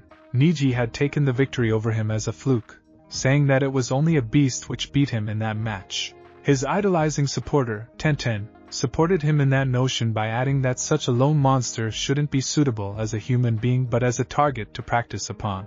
They had done that without Guy being present, and the older man greeted Naruto jovially. Well, as jovially as Guy can get. Greeting Naruto Kuen. The flames of youth burn brightly within you on this beautiful night. Lee supported the act, managing to cheer up a bit while he looked at Naruto. At least Lee still likes me for who I am and doesn't think of me as some wild demonic beast, like all the others do. Good day, Guy-sensei. How are you on this beautiful night? He gave the man a smile, a real one which made the teeth of Guy ping in delight. Blinding Niji, whose Byakugan was activated at the moment due to Naruto being in the presence of them, and just as a precaution against anything. I am fine, Naruto-kun. And my brilliant students are too, aren't you? The man turned around and saw two of his students give Naruto a glare full of hatred that made him pause for a moment, and his expression sagging for a millisecond before becoming cheerful once again. Hi, Guy-sensei. Lee was the first to speak while the latter two students simply gave a curt nod, something which made Guy frown a bit, and he said, Niji Tenten. Your youthfulness is being drained away. We must train once again to reignite the fire within you. The man looked at his two students whose eyes widened as they faced the prospect of needing to practice once again. Guy led them away, almost pushing them to reach the training grounds, vowing to talk to the Uzumaki child once this training was done. It isn't healthy that they hate him now, probably because one of the villagers revealed his burden. I need to talk to him before he goes off the deep end. There were rare cases in which Guy could be serious, and this was one. He wasn't one to make a scene about things and regarded everything rather loosely, preferring to make sure that it all went well without anyone suffering. He saw the look of loneliness, and the growing sense of distrust for the villagers within the eyes of the Uzumaki child, the one who was the Jinchuriki of the Kyubi no Yoko. He looked at his team, and sighed as he saw the look within the white eyes of Niji, too late to change their opinions. Tenten is in love with Niji. Not that he'd actually pursue a relationship with her, of course, but that's besides the question. Lee seems to be handling this rather well. She looked at the rooftops of the village from her position, knowing that not all was well within the village. There were rumors of Naruto being the carrier of the Kyubi, and she had just heard it from his own mouth that the entire generations knew about it and shunned him. Uzumaki Naruto, I will not fail you. If you ever decide to kill everybody in the village, I shall stand by you, even if it means killing my own ANBU force. She absently looked at a mission report, stamping it with her personal seal as well as making sure that it was valid. Shizen would have a busy day as she had assigned herself an important S-ranked mission, something which had to be done, teach Uzumaki Naruto about and other things related to it. It was probably going to be a tough job, but she wasn't going to back out. He needs to know this. I taught him to kiss a girl and how to do it, and even almost lost control with him, almost taking him on that very same bench me and Dan used to. Oh well, he'll know about it, and I will tell him of my feelings for her. She put the mission on the desk and then went to the room adjacent to it to catch some much-needed rest. She shut the door tight and began to disrobe, her Hokage robes falling to the floor until she stood there, as the day she was born. She grabbed her S, as if weighing them, then lifted them to feel their weight. Seems like they are still as firm as they were when I was still 20. This advanced genjutsu combined with some of Orochimaru's experimental things really works.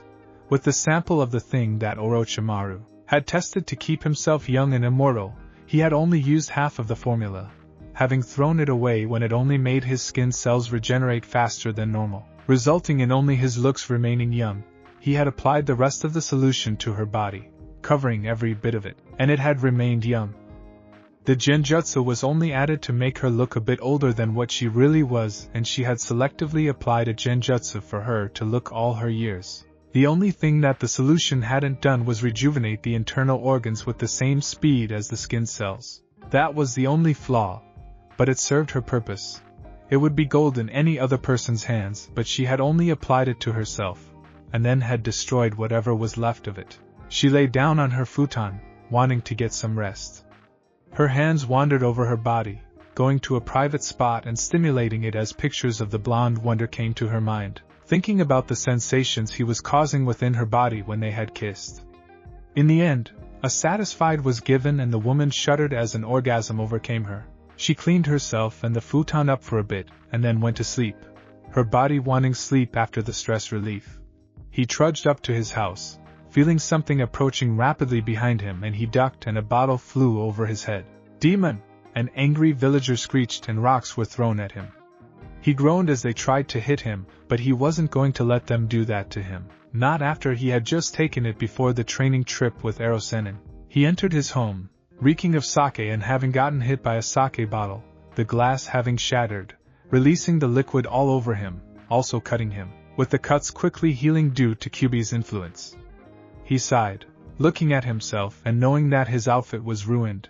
He took delight in killing, taking great exhilaration in seeing the life light leave someone's eyes. He began to release some of his pent-up killing intent, just wanting to rip one of the villagers apart very slowly and painfully so the blood would soak him to the bones, making him feel it dripping off his body. The wave of killer intent washed through the room, bathing it with an aura of dread and terror that made everybody who would enter take pause and feel their heartbeat rise and rise until they felt the fear within their bodies and they would flee from the room in mortal terror. He knew he had such an effect after he had once bathed the room in his killing intent and Sakura had walked in, having wanted to talk to him about something, then feeling the brunt of his killing intent against her, and fainting out of sheer terror. He had stopped immediately and had revived her, using a medic jutsu he had picked up somewhere on his travels with Erosenin. She had asked him what the hell that was, that aura of dread and terror, and he had wisely kept shut, using the excuse that it was from a scroll he was busy trying to purify, pointing towards a huge scroll which held the kanji for purification on it. There were some scrolls in the world which would make sure that nobody ever read them by casting such an aura of dread around them that none would approach them out of fear. Sakura accepted the explanation, knowing that the Hokage library had several of those scrolls, thus making it essential for someone to go and purify them.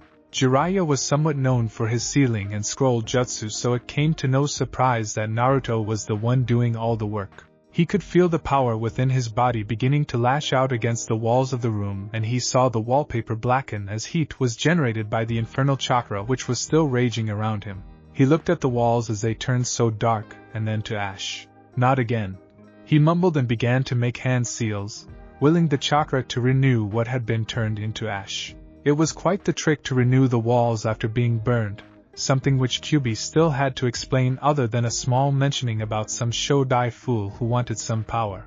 He took a good look at the village from his position, feeling the dreadful chakra simmer within his every movement as he made his way to the Hokage Tower, an idea having struck him during his sleep, something about needing more classes about contact with females. He entered the mission room to see the Godame Hokage stand there, a worried look on her face. "Naruto, we need to talk." She motioned for him to follow her, and she disappeared into the room which was normally a meeting room for important people. She took a good look at the surroundings before turning towards the blonde and telling him to sit down on a chair. "Naruto-kun, when you asked me about how to go on a date, I had some thoughts about it, and when I looked up your files, I noticed that you seem to display a lack of UL knowledge, making it into something which is to be avoided, something which people don't generally do. Therefore I must ask you this question. Are you attracted to the male?" She looked him in the eyes with a deadly serious look in her chocolate brown eyes, and he returned the look. What is she playing at? Asking me whether I like guys or girls is an easy question to answer. Personally, I thought you liked men. Naruto's only outward reaction was a look of irritation. "I am not gay," he shouted, surprising Tsunade slightly as he continued ranting about icy foxes and that they should be neutered. "I'm hurt by Naruto-kun. Don't you like me anymore?" The kitsune was slightly amused by his carrier's reaction, something which was rare, even for the kitsune to be in any other mood than somewhat grumpy about being locked within the blonde spawn of the yondaime. "I know you aren't," she said, and she got a look of gratitude from him, and she continued, "I got some small reports from the women you have been on a date with, and I must say that all wanted to take things further than a meager date. I must say that you've got some serious appeal hidden away, even though most of the village still shuns you for just being the Jinchuriki of the Kyubi, something which you had no control over." She wiped a tear from her eye, a small amount of sadness showing within her eyes, and she spoke again, her mouth still working even though it pained her to say things like this. The council has apparently decided that you should die for your crimes or something like that. I can hold that sentence for a maximum of a month or 2, but sooner or later you'd either die or be labeled an S. Rank Nukneen, something which I couldn't bear to see. But now on to the relevant data of this meeting. You need to know some things about, and since you haven't had the talk with anyone except Jiraiya, who probably ended it all up if I know him well enough. Well, I'm going to teach you all about. She didn't know how to make the right words come out, the situation being awkward as it was. First of all, she had told him that he might face execution if he didn't disappear within 2 months. Then she dropped the bomb on him about her teaching him UAL education. His face was impassive at the information, and he sighed and told her about wanting to feel comfort with a woman who understood him, shared his pain with him, and would be always there for him and him for her. I want to be there for him, but I'm afraid to tell him. I feel like I'm 16 again, and I'm too scared to tell a guy how I feel about him. She smiled kindly at him and said, "This room isn't equipped well enough to give you the talk, but it'll have to do for now. Unless you want to do it another time?" she said, her voice slightly hopeful that he'd not do it on another date, when she would have lost the courage to give him the talk. "Hokage-sama." A knock on the door was heard and a strange female called out for the Hokage's attention, something which irked the blonde woman to no end. "What?" She went to the door and opened it only to see Mitarashi Anko stand there with a look on her face that didn't really speak well for anyone who crossed the woman. "That ING boy you employ to be your secretary is a loser," she raged to the Hokage, not really caring too much.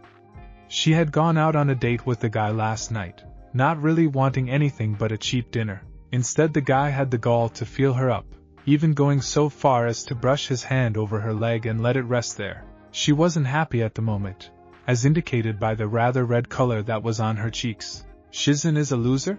She was confused as to who she was talking about, since she knew that Shizen was busy with the date last night. "The dude with the weird nose and who handles your paperwork." Anko looked at the Hokage with a fire burning into her eyes.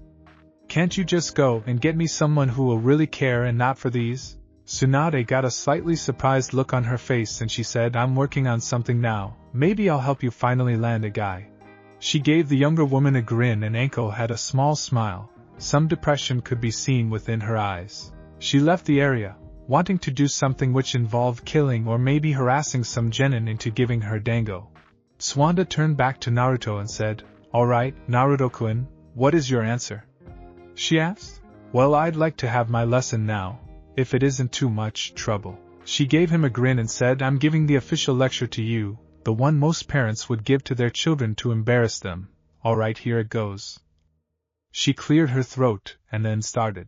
"You've noticed that you have been growing in weird places, getting certain reactions when you are hugged, or feeling some strange emotions when you look at someone, am I right?" He nodded with his head down low. "There is nothing wrong about those feelings, Naruto-kun.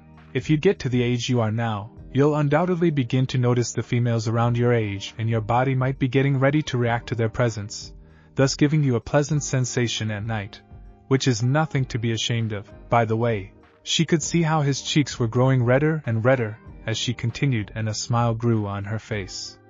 "There are certain things you should know about your body. You entered puberty a few years ago, and since we are holding this talk later than usual thanks to my teammates' interference, things might need to be adjusted quite a bit. The female body has also changed, something which you might have noticed if you have stayed around when Jiraiya indulged in his habits." There her face turned into a disgusted sneer as she imagined that he would probably peek on her while she was bathing too. "The female body is..." A loud crash sound and the door flew off its hinges and Anko came in, grinning like a lunatic. "Hokage-sama, I'll help out," she proclaimed and began to strip layers of the thin clothing that she wore falling to the ground, the jacket staying on, covering up most of her naughty bits while she stripped off the nettings that she wore most of the time. Naruto's eyes had gone wide as the slightly insane girl came into the room, also looking at the slightly unhinged door which looked to be close to falling apart with the mere application of a gentle breeze. With a hand seal he made a kage bunshin which would set the door into the wall once again, and would make sure that it would be made through the application of the Mokuton power that Kyubi apparently had, something which a guy named Shodai had also used. according to the tripe that Sakura had once spouted about the Shodai being a great guy to Konoha and about Tsunade-chan being the Shodai's descendant. According to Kyubi, the Shodai had been a guy who had begged to let him and his brother have some of its mighty powers, something which it allowed by letting one brother control the woods of the land and the other to control the water. Anko was finally only dressed in her trench coat, which she pulled off, to stand there totally in the. Naruto's reaction was pretty obvious. He looked at the dangling S, then his gaze went lower and lower and saw her private area, and fainted at the mental images that made to his mind thanks to the kitsune, making him think those things up by merely having offered suggestions. Anko looked at the passed-out Naruto who just lay there, his eyes having rolled into the back of his head as a sign that he was truly unconscious. "Why did you come, Anko?" she asked, looking at the girl, and Anko simply giggled and said, "I couldn't resist listening to you, and when you started talking about the talk I thought I should give some visual aid," the girl said, looking at Naruto's unconscious form. Tsunade looked at Naruto and said, "Get dressed. This really isn't the place for it, so we'll continue at my house, okay?" Tsunade grinned and then grabbed Naruto's unconscious form, and then watched as Anko began to get dressed once again, looking as the girl ran her hands over her S, appraising the figure which was usually clothed within such garments. "You want to be on a date with him next?" Anko gave an enthusiastic nod and she finally got herself into one of the netted clothes she wore again, the fabric being a bit hard to wear, though it offered great flexibility with the modifications she made to it. Within 3 minutes Tsunade had made it so that there would be someone filling in for her, since she had something to take care of. The aide looked at the unconscious Naruto, and a rather insane-looking Anko who kept giving Naruto those looks which would send shivers up someone's spine. "You aren't going to experiment on the seal on Mitarashi-san's neck, are you, Hokage-sama?" She gave the aide a cold look and then said, "Yes, I am indeed working on a way to release the seal from her neck, and I need to have a base for it, thus Uzumaki-san's presence. I will be in my home, and need time enough for the study of the seals, requiring up to 10 hours in the least." The aide nodded, knowing how much sealing jutsu required time and unsealing usually costs more time than sealing. "I'll fill in for you, give the shinobi their missions, and I will delay the 3 appointments you have for this afternoon, Hokage-sama. I hope you will help Mitarashi-san with her seal." With that the 3 people were gone in a swirl of leaves, to appear in front of a house which was large, being the Shodai's granddaughter had given her access to his house and thus she lived there instead of the Hokage's mansion, which wasn't a place where she liked to spend time. By remembering how Sarutobi-sensei used to wander the house when she was still young, telling her about the history of the house, she put Naruto on her bed, taking care to not disturb him in any way. The idea that she had was a very wrong one which would definitely get someone sent prison for indecent exposure. She loosened up her top, making sure that it showed a lot of cleavage, then leaned forwards and kissed him on his forehead, infusing her lips with chakra to literally kiss him awake. He awoke due to a pleasant feeling on the top of his head, like something soft was pressed against his forehead. He opened his eyes and instinctively moved his head forwards, like he always does when he wakes up from his slumber, and he felt how his head was encased within something soft, something which almost felt like 2 soft pillows. With a snap he moved his head backwards, pressing it into the cushions of Tsunade's bed, his breath accelerating slightly as he recalled the moment in his life where he had almost been killed by someone using a pillow on him. She was somewhat surprised when he moved back, and noticed the expression of terror within his eyes. "Is something wrong, Naruto-kun?" His breathing was still fast, and he looked into her eyes, still terrified at the thought of being smothered and making him experience the same terror he had felt as a child once again, being choked for a reason he didn't even know. "No, nothing is wrong." His answer was short, and his breath still hadn't stabilized yet, and he still looked like a terrified little child, making Tsunade regret what she had done. "Please tell me what's wrong, Naruto-kun. I want to help, but I can't do that unless you tell me what's wrong." She looked him in the eyes, her eyes being slightly moist as she realized that she had most certainly terrified him. He looked at her, calming down slightly as he recognized her as Tsunade, the woman who had cared for him, being the one to take him on like a little brother, like a lover at the current moment. "I was scared," he mumbled, calming down finally and looking at her rather undressed figure without even blushing, the feeling of being scared still running within his body. She gently hugged him, and she mumbled into his ear, I didn't mean to scare you like that, Naruto-kun. I love you and nothing is going to change that. She kissed his neck softly and then whispered into his ear. Let's continue the talk. Anko hopped on the bed, dressed in exactly no clothing at all, her tan skin looking exotic in the light filtering into the room through a curtain which was halfway closed. She grinned and Tsunade turned her head towards the excitable Tokubetsu Jounin and said, Anko has so generously allowed her body to be of use. The parts that you need to know about are all on her body. First of all, we have the S. This is merely a few handy tips if you ever decide to sleep with a woman. If you get into that kind of situation, which I believe could be very soon, you will need to know everything about a female's most prominent assets. Tsunade motioned Anko closer and the girl did so. Sitting on the bed next to she took a hold of Naruto's hands and laid them on Anko's S, looking for his reaction. He colored a little and then grinned slightly. They feel nice and warm. Anko grinned and said, You can touch me there anytime. If the rumors I heard were correct, you have a whole lot of stamina, enough to entertain me for the night. She grinned and Tsunade gave her a small slap on the back of her head which sent her head crashing down towards Naruto's chest, landing her head right on the seal and knocking the wind out of the two of them. Hee hee. Tsunade's laugh was somewhat sheepish in nature due to her having underestimated her own force once again, like she sometimes did when annoyed.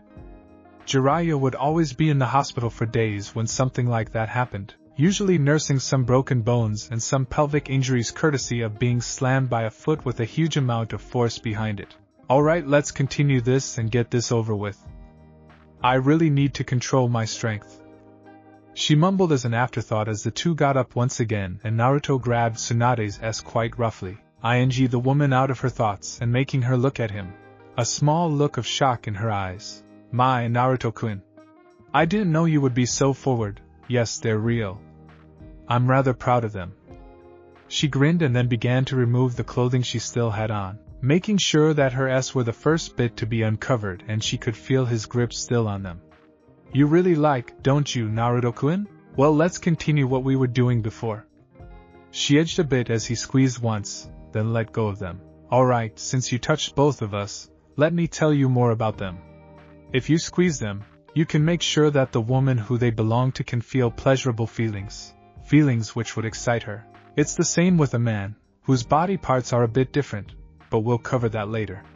Now, as to one of the most secretive parts of the female body, a place where the females give birth from. A cheeky grin accompanied that statement as Naruto blushed a deep red at having to think about women giving birth and how Erosenin had told him what a bother it was to feel a woman almost crushing your hand when she is giving birth. Anko spread her legs slightly, allowing him to see what they were about. A/N. The next part is excluded from this chapter, and will never be written due to the admins probably banning me after reading it. Gomen nasai, Minasan, but I don't want to end my career before getting to 1 million words. Wow, and then you touch it in such a way? His breath was faster, as Anko had begun rubbing herself throughout Tsunade's explanation. We experience one of the best sensations you can imagine. Tsunade looked at Anko and said, Stop that, Anko. No need to get too excited yet. We still have to show him all about the thing he possesses. He can't go without knowing anything about it, or else there are going to be a lot of pregnant women around, causing more paperwork for me. Anko gave the older woman a grin and said, I wouldn't mind doing some with him. He looks fun. Tsunade gave the girl a glare which shut her up immediately. Anko knew that Tsunade was deadly serious about it, and wouldn't dare to cross the line when she was around due to not wanting to face the Hokage's wrath, especially after seeing how she put Orochimaru in the hospital for doing that thing with his long tongue, handing her a kunai to use in an exercise which involved burning herself with a hot kunai and some other things which are too gruesome to recall, the memory vaguely within her mind. Alright, Naruto-kun, stay with your attention and don't mind Anko. The area I was referring to is on your own body, precisely between your legs. It's the thing you urinate through You see, this has two functions. One is the release of bodily waste, and the other is in the reproductive cycle, as the provider of the thing that makes it possible to have children. If you would please lower your pants so I can point out several things to you which might be useful when dealing with horny women. He obediently got out of his pants and out of his underwear, wanting to know everything that the woman he loved was telling him. He knew that it was pure love he felt for her, the feelings having been magnified by the way she had always acted to him. Like a mother or a lover, it didn't matter. He looked at her and then saw her looking at him. A look of smugness on her face, and she made a small remark to Anko. You see? I can get him to show it without even holding him restrained. Pay up, Anko, you lost. Did they have a bet about me lowering my pants? Oh God, what soft hands. He felt how he was grabbed down there and given a loving caress. This is where Naruto-kun comes out. He looked down and saw that she had her hand on the main part of his, and he blushed and saw that she was pointing to the bulbous end of his little Naruto-kun. The explanation went further than that, including a way of stimulating it, given by Anko in a rather peculiar way, which involved the hand moving in odd ways, being slightly slick with some spit that she had used to let her hand glide better over the flesh. Well, now that you've experienced what was most probably your first orgasm, let us go into the section of preventing births from occurring. It can be used to keep them away from the womb so that no child will be made. There are also several things you can do if you really want to come inside a girl. First of all, you can shut off the chakra flow within your body a few seconds before you reach climax, so that your body will be dead, devoid of chakra for a few moments, and thus leading that it isn't active again. The flow of chakra restored after you come. That is only reserved for people with good control over their chakra, since any normal person would kill himself doing it. She took a deep breath of air, having talked a bit fast, thus leaving her lungs somewhat devoid of air, and thus had to breathe in order to stay alive. There is another technique which is usually used by medicine, female or male. They make sure that the S are eliminated the moment they enter the body. Somewhat like a safety precaution when they need to engage in a relationship while on a mission. I never had the need for it, but I think you should know it at least. It is a simple exercise, something which you can do every day when you masturbate, or are with a girl. If I judge the reactions of the women I gave your starts to, you are beginning to rise in status as hot stuff, Naruto-kun. She absently stroked the hair and a look was given towards Anko, who grinned and said, I'll go on a date with you next. All you need to know is that I like dango and doing wild things with cute guys, all of whom are gay. Tsunade grinned at that little comment. The technique is simply regulating chakra through Naruto. Stop the flow, and you won't die, but you will feel rather unpleasant. It's advisable never to keep it up past 10 minutes, or else you'll be hurting when you need to go to the bathroom. She gave him a wink and then whispered into his ear, You can increase your size by pumping chakra in it, and you'd probably achieve an orgasm with that amount of chakra, but at least it'll please the woman or yourself. Not that you need it though. It's large enough to make several women drool. She gave him a squeeze and said, Alright, let's all get dressed again. Lesson is over and now is time for some good old drinking. She grinned and then went to fetch her clothing, Anko also going to fetch her clothing, leaving Naruto to sit on the bed with a smile on his face. I'm not alone. Those who cross me will die. I shall spare only those who have shown me kindness, and love, and lust of course. He looked as Tsunade came inside again, getting dressed the moment the older woman entered, and she sat down next to him on the bed, Anko joining them later on, struggling with getting one part of the nettings on. Naruto helped by holding her steady while she got into them, earning a point in both Tsunade's and Anko's book for being helpful to women in need. Anko gave him a grin and said, If we are on our date tomorrow, you may do whatever you wish with me after we get to my apartment. I like you. She gave an insane grin and she began to stroke Naruto's hair, making it disorderly, which Tsunade tried to fix by making sure they were once again nicely ordered, as spikes could sometimes be. Why not hold that date today, Anko? No need to waste the evening, but this time you pay.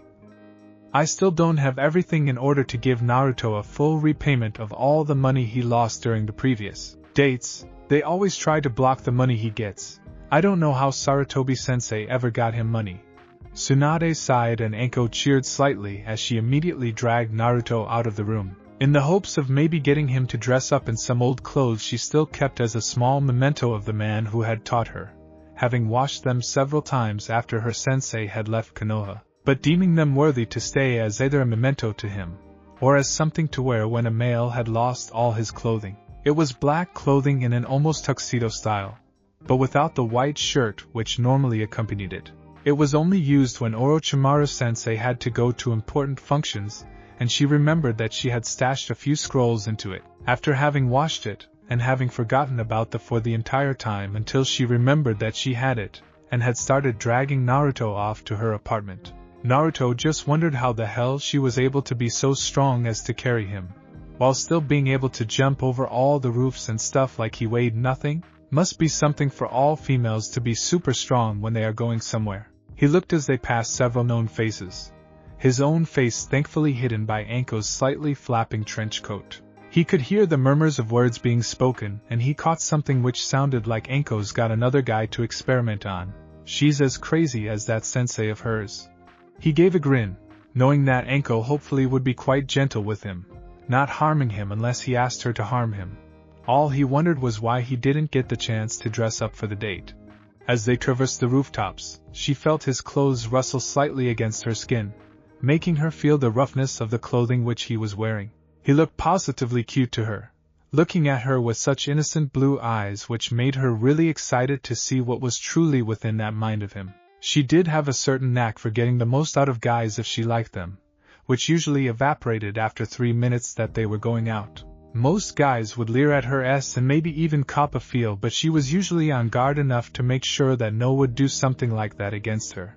She did have quite the reputation as being rather dangerous when angered, but she didn't care in the least. The only thing she hoped was that the clothes of her former sensei would fit Naruto, and if she might be able to help him dress. Naruto, on the other hand, was looking at the people who they passed, who merely gave a curious glance at him, and then continued on their way, mumbling something about Anko having gotten a young guy once again, and that they hoped he would last longer than that previous guy she wasted due to smashing a potted plant against his face for no reason at all. They arrived at an apartment which looked like it had seen better days, and Anko put him down, filching through her trench coat in the process to procure her keys. After she had found them hidden in a sleeve pocket, she put them into the lock and twisted the keys, making the door become accessible, and she opened the door with no trouble at all.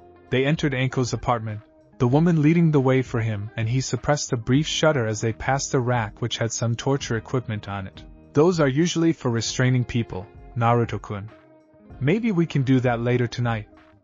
She grinned and then led him to a closet, opened it, and withdrew an outfit from it, and said, "Try it on, Naruto-kun, and we'll see what happens, how you will look." She traced her hands over his body, feeling his muscles tense up slightly as he was handed the clothing. "Can I put them somewhere private?" he asked, hoping that she would allow him to dress within a private area and not in front of her. She gave him a shake of her head and said, "Nope. I want to see your body, Naruto-kun." The way she pronounced his name made him tense up as the eroticism dripped off it, a sign that she either wanted him until he ran out, or that she was already planning on doing something during the date. "Alright then, let's undress," he said with a hint of hopelessness in his voice. He began to take off his shirt, revealing his upper body to her. He took the shirt offered to him and was about to put it on when Anko's fingers began to trace his muscles, with her smiling at the moment. "Your muscles are really nice. Did you work out or something?" she asked, looking at him with her eyes slightly glazed over, as if she were contemplating on making sure he never left her apartment without his purity being lost. "Not much more than the usual training, Anko-chan." She gave him a rather dangerous grin and said, "I might be a nymphomaniac girl, but I know when a guy is unachievable. You are very achievable, Naruto-kun." She had stated she had a problem with herself, now to fix it. Naruto didn't know about the condition that was known as nymphomania, but he did hazard a guess. Intense desire? Damn, I need to get out of here. He looked around for an exit but saw none. "Off with the pants, Naruto-kun. Try to resist whatever I am going to do to you." She gave him a whisper into his ear and then began to slide down his frame, laying kisses on his skin, and he colored as he put on the shirt moments after Anko had stopped kissing his body. He could feel her hands near his pants, and he heard how the zipper became loosened and made a small squeak as he felt how Anko was busy lowering his pants. "You like it when I do this?" She moved her hand towards his crotch and grabbed his family jewels tightly, stroking them slightly, and she murmured, "Still so big, you really must need a bit of relief after this." She gave him a feral grin and then gave him a final squeeze and said, "Alright, now get dressed. I had my fill of touching you for the moment. I just hope I don't do something rash like grabbing your big thigh in the middle of dinner and giving you a hand job in public. Damn, I know I should have picked up those medicines Tsunade-sama did prescribe for me. She sighed and watched as Naruto dressed himself in the clothes that had belonged to her sensei. He really looked good in them, albeit they were a little bit too long for his rather short frame. But it was expected to be corrected soon since he probably hadn't stopped growing yet, since he was still 15. She grinned and changed into her clothes she usually wore for going out. A very short skirt replaced the clothing on the lower part of her body, slightly struggling with the nettings she wore and revealing lovely legs for the world to see. She looked around after she had pulled off her top and just wandered around the apartment, looking for something to wear to cover up her ass. Finally, something that looked like a tube was salvaged from the slight mess she had made of the room, and she put it on in front of Naruto, whose pants betrayed his reaction to seeing the hot woman. She gave him a grin and then bounced up to him and said, "Alright, Naruto-kun. Let's go." He gave her a look which clearly stated his disbelief at her attitude, and knew that he needed to have a small talk with Tsunade the moment he was free of this girl, due to the comment she had given about medicine. When she started to drag him out of the apartment, he spoke. "Hey, I can walk by myself, no need to drag me." She looked at him and said, "Sure. I'll let you walk, as long as you have enough stamina to stick that big rod of your right up my little pert ass." He gave her a mortified look, and Anko mumbled something about a messed up libido which made her say those things to him. He was slightly comforted of the fact that she had apologized, or at least it sounded like she had to him. "Alright, where do you want to go, Anko?" She gave him the puppy dog eyes, something which made him weak in the knees, and said, "Can we go for dango, Naruto-kun? I'll make sure you'll feel really nice while eating it. Looking at me always makes me so hot and bothered." She grinned as a haze once again came over her eyes as she could feel herself getting slightly aroused by his presence. A sign that usually meant that she had to do some stress relief within a few hours or else jump the closest guy available. The problem with her nymphomania was that she had such bouts of wanting without being able to receive it, something which was very frustrating to her. She also felt quite embarrassed when she discovered that she would sometimes say such things about which she sometimes didn't even want to do. Although she would love to have Naruto-kun's big thick thing between her lips. "Alright, let's go." He spoke, snapping her from her daze, and she allowed herself to be led by him, attracting weird looks on the way as they were walking towards a restaurant in which they served a rather nice quality of dango. "Alright, you enter, Anko-chan, first. It wouldn't be proper for the woman to enter after the male." She gave him a grateful smile and then entered first, with Naruto holding the door open for her like a true gentleman. He was still met with glares by the villagers and shinobi alike, and he suppressed the urge to just let them keel over from an overload of killing intent. He really wanted to rip open a few throats and lick off the blood that would come out of them, making his thirst sated. "Come on, Naruto-kun. Let's sit over here." The girl was still excited, though she noticed the glares and the hateful looks he received. She gave him a tired grin and then watched as he sat down opposite of her, looking at his face the entire time, finding that there was pure unadulterated hatred shining within those eyes which seemed to be alight with a hellish fire which made her feel so hot in her nether regions, that she just wanted to take him on the table and drink his blood, relishing in the taste as it had tasted really sweet the moment she had tasted him. It was a pity that she hadn't asked to lick him off when they had done that UAL education lesson a few hours ago. She'd have loved to see the look on his face. She grinned as they were approached by a waiter who rudely asked what they wanted to eat, at which Naruto replied that some dango would be nice for them, seeing the hostile look within the eyes of the waiter. "Very well, then I shall leave to make sure your order arrives within a short period of time." Naruto didn't buy it because the man actually wanted to give him good food, and he whispered to Anko, "I'll bet you 20 raya that I'll get bad food while you get food which is slightly better. Seems they really have it in for the two of us." She gave him a grin and said, "Sure.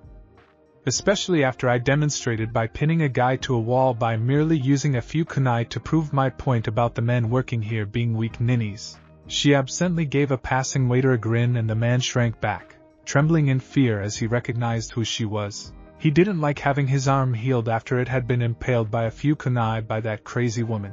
"I bet you don't know how to make sure that you won't harm anyone here. You seem like a loose cannon to me, a girl who can't control her own power." He was deadly in the manner in which he spoke, every word having been weighed with a seriousness even he didn't know he had.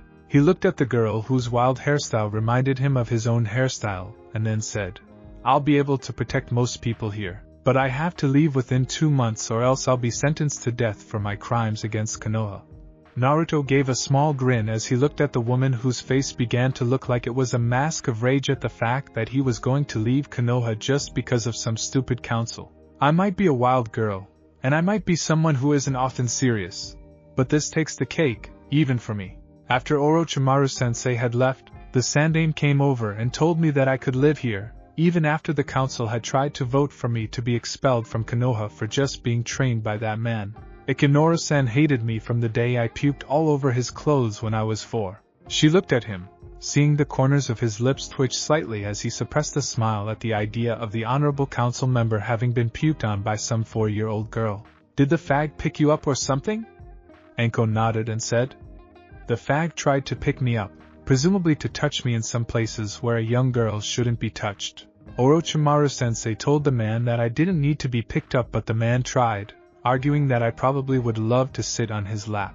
Presumably Orochimaru-sensei slipped something in my drinks a few hours previously, probably hoping to test my resistance against most known poisons, or else I wouldn't have puked all over the man the moment I touched his old lap.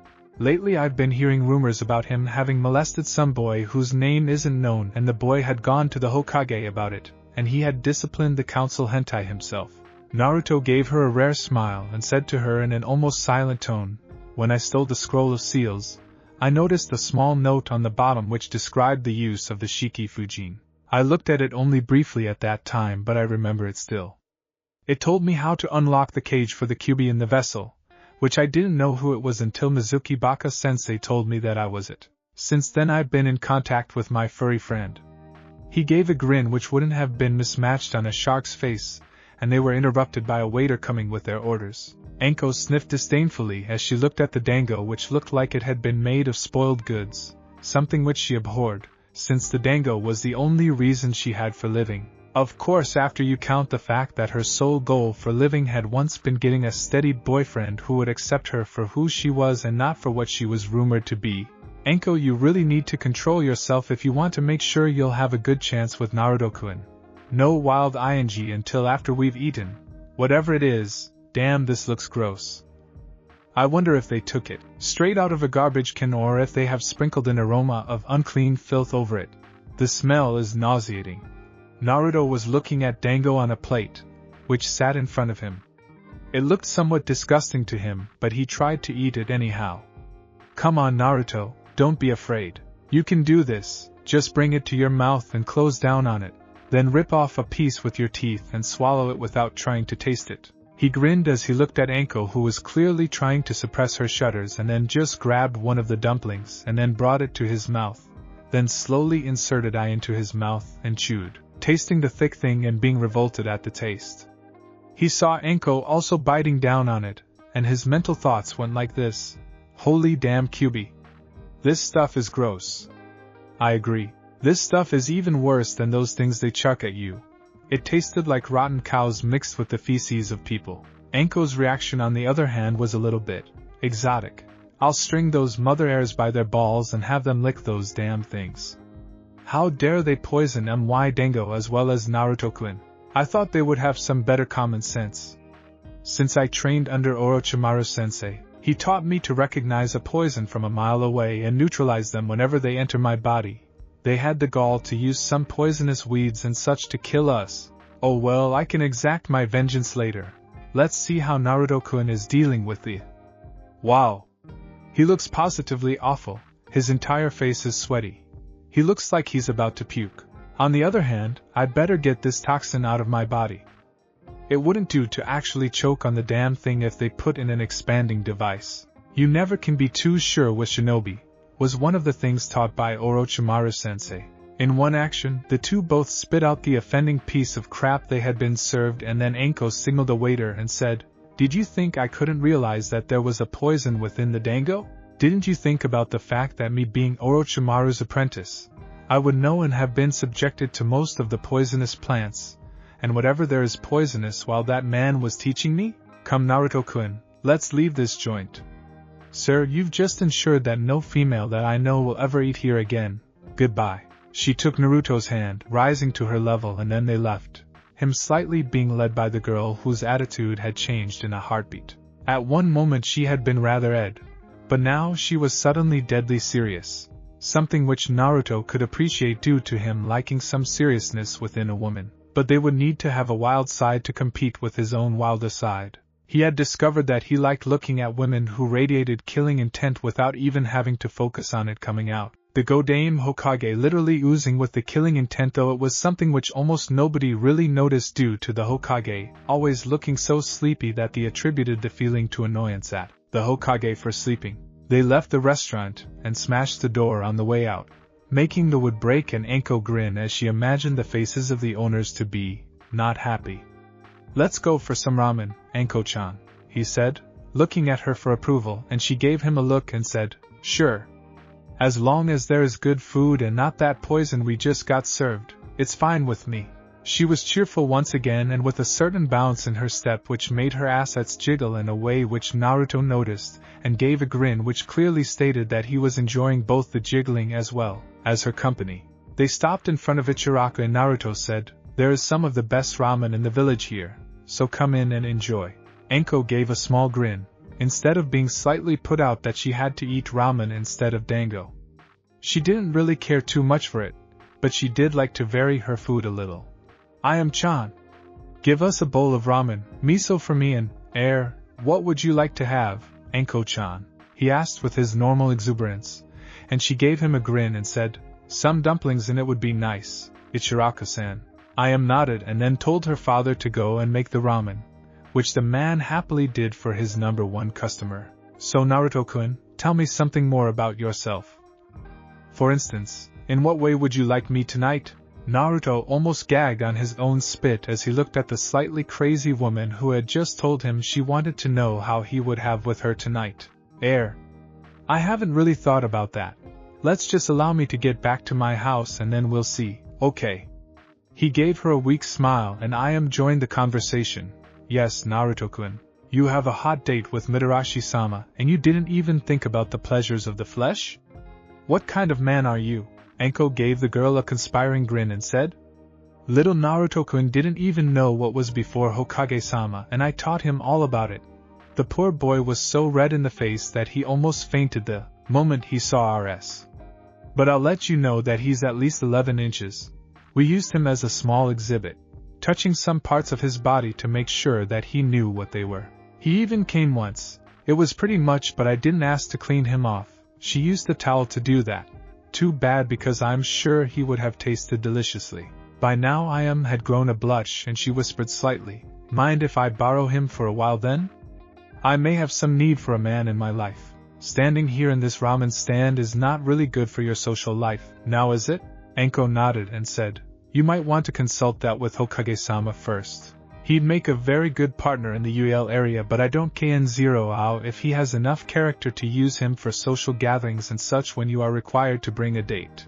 Anko gave a small grin as she had taken Kurenai to a very important dance for all the jounin, while Kurenai had still been a chunin, and they had literally shocked the entire dance floor by dancing in such a way, which made all the men in the room, including the Hokage, feel faint in the head due to the blood flowing out of their nose. "Here are your orders, Mitarashi-san, Naruto-kun."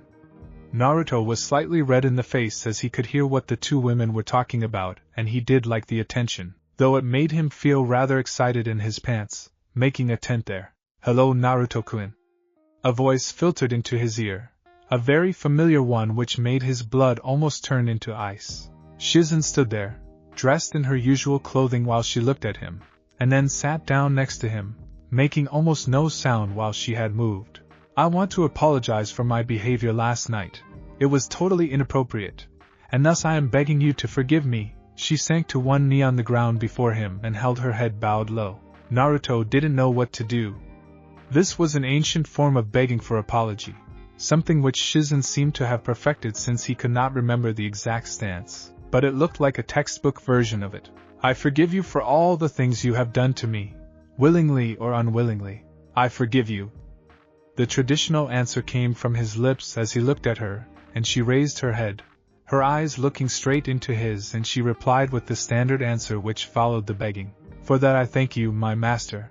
Nobody really knew where the last sentence came from, it having been used through the ages with the original meaning being lost to time. It must have belonged to some ancient samurai who had sworn fealty to some warlord or a shogun or a daimyo. "Rise and sit next to me, my servant," was the command for allowing the forgiveness-seeking person to talk normally to the one who had forgiven them. Shizen looked at him, then slipped back into her seat, drawing the curious glance from Anko and Im, and then Naruto started on his quest to rid the bowl from all the ramen which was inside, which currently was an extra large portion, since he was the Ichiraku's best customer in decades. "Seems like Naruto really likes the extra special miso deluxe you made, too-san. Maybe we could make some profit off his eagerness to eat ramen, and host some sort of contest." She was promptly rewarded by her father with a smack on the side of the head, with an angry cook looking at her. "Do you know how hard it is to keep up with Naruto, Im-chan? If he eats at his slowest pace, he'll still make me work up a sweat with the speed he consumes the ramen. To host the contest would mean I would need to hire more people, and since the budget is kind of tight, we simply don't have the money to do that. And adding to that is that Naruto-kun is a boy who is shunned by the majority of the village, and has been one of the pillars of this stand, supplying us with all the money we need. Due to him sometimes inviting friends to eat ramen with him, we can't afford it." The small speech was cut short by Im giving her father a deadly glare, and she said, "Well then, I shall put something into the works to make sure that there will be more people coming to this stand. If I bring in more customers, we would have more money, and if he has more money, we will possibly be able to hire more people, thus lightening your load of work considerably when Naruto-kun comes again on his ramen eating binges." She finished with a smile at Naruto, who was blissfully eating his ramen. The two women sitting next to him were looking at him eating, watching the ramen be eaten in a manner which looked slightly graceful, but with the ferociousness of a predator. Anko was reminded of a snake devouring prey, while Shizen was reminded of a fox while eating his dinner. "Plus I wouldn't mind it if he did me on the counter." She spoke near her father, who immediately turned to look at his best customer, and then at his daughter. "You would do that with our number one customer, Im?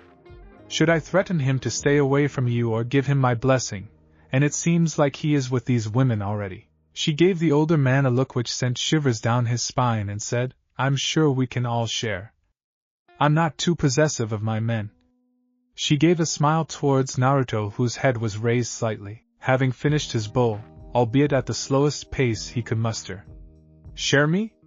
Oh man, I really need to get less women to be attracted to me, or else I'm going to die. I don't want to share myself with anyone." His answer was rewarded by a glare from the women, and Anko spoke up, "Why not, Naruto-kun?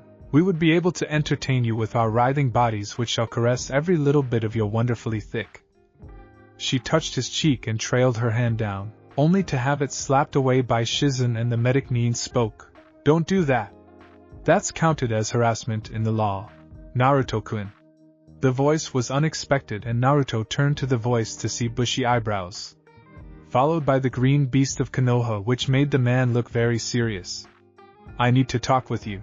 Naruto nodded and said, "Alright, let's go. Tuchi-san, here's 300 raya for the ramen." The old man accepted the money with a smile on his face, and then said, "Come back any time, Naruto-kun, and bring those lovely ladies with you. They proved to be quite the catch for someone as you." Naruto gave the man a slightly confused look, but then brushed it off. He didn't want to deal with men right now. He had to talk to Gai-sensei about whatever the man wanted to talk with him about. "Alright, kid. When shall we do it?" The beardy jounin looked at his Chunin companion, and he saw the slightly hungry look on the younger boy's face, and the younger one turned towards the one who taught some of his old classmates and said, "Now, she's unaware of our presence, so it'll have to happen now. Akamaru can stand guard. Kurinai-sensei will be my bitch. I hate Dog Boy and Asuma.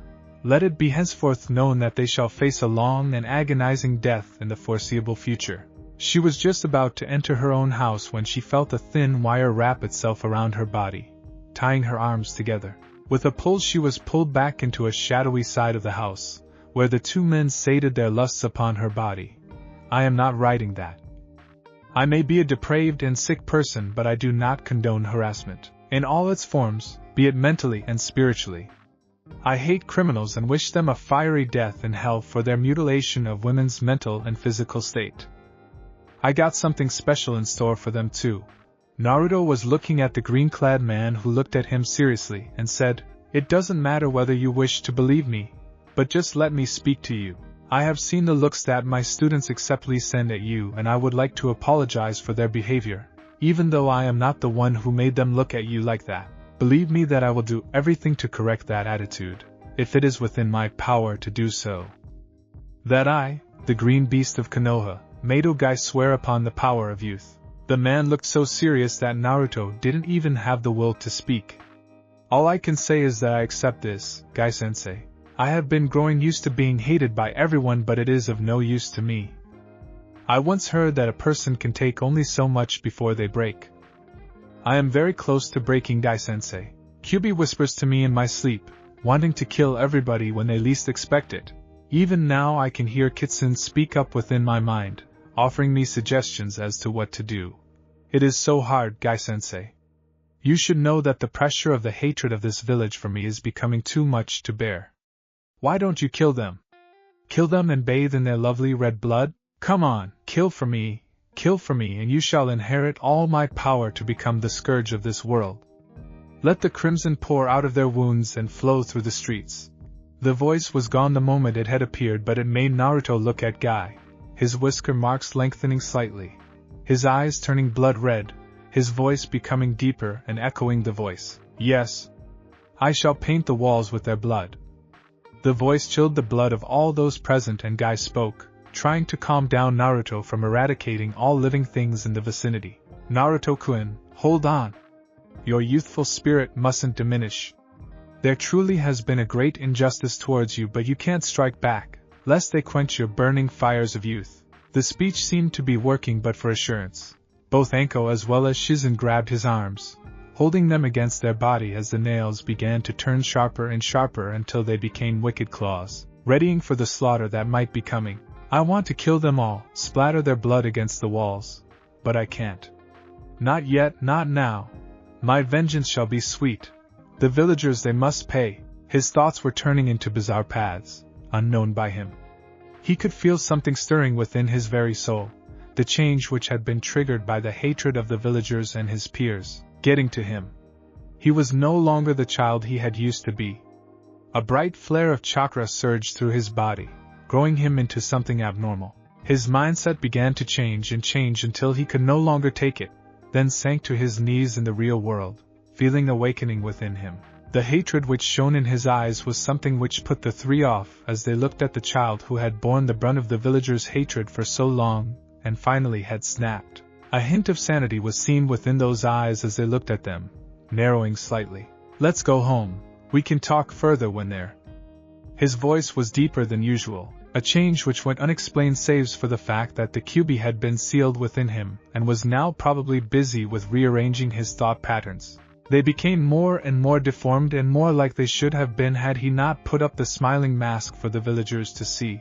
All that was Naruto to the others would be stripped away once the fox was done, and only the true Naruto would remain, a creature which would literally thrive off destruction and some other base pleasures, like in contact with females. Naruto-kun, why don't you calm down first a little bit? You still need to calm down before the villagers will see you and your new changes. I don't think they will take it lightly that you now look like you've been merged with Kitsune. Shizen's calm words penetrated his mind and he visibly relaxed. The Kyubi finally letting go of the conversion of Naruto's mind, having tweaked it enough that the hatred would soon blossom into something which would be a massacre by any other standards. Naruto would grow to be very violent if someone threatened one of his mates, those he had selected on a subconscious level. Guy looked as the boy changed back into something which looked like the old Naruto. Ah, the danger is gone now. Now I only have to find a way in which to make sure that the villagers would cease to hate him at every step he takes. He wanted to become Hokage one day, but with the expulsion of him imminent, that dream is already shattered, this giving him no solace until he breaks and kills us all. Guy-sensei! The accompanying yell from his student snapped him out of his daze, and then he looked at Naruto and said, "My beloved student," he calls. Lee appeared right in front of them, noticing Naruto, and immediately giving Naruto a worried look. Naruto-kun, I would like to apologize for my teammates' unyouthful behavior. The hatred of the people who don't know you must have turned them to the unyouthful side of life. Lee was looking at Naruto with a mix of sorrow, and it made Naruto feel slightly compassionate to the young child who was the same age as him. You needn't worry about me, Lee-kun. I will crush this pathetic village, but because you have been such a nice guy, I will make sure that both you and Guy-sensei won't be hurt. The voice was made in a comforting tone so the youngster would stop being so down and become his upbeat self once again. Lee looked at Naruto with tears brimming in his eyes. Hanto?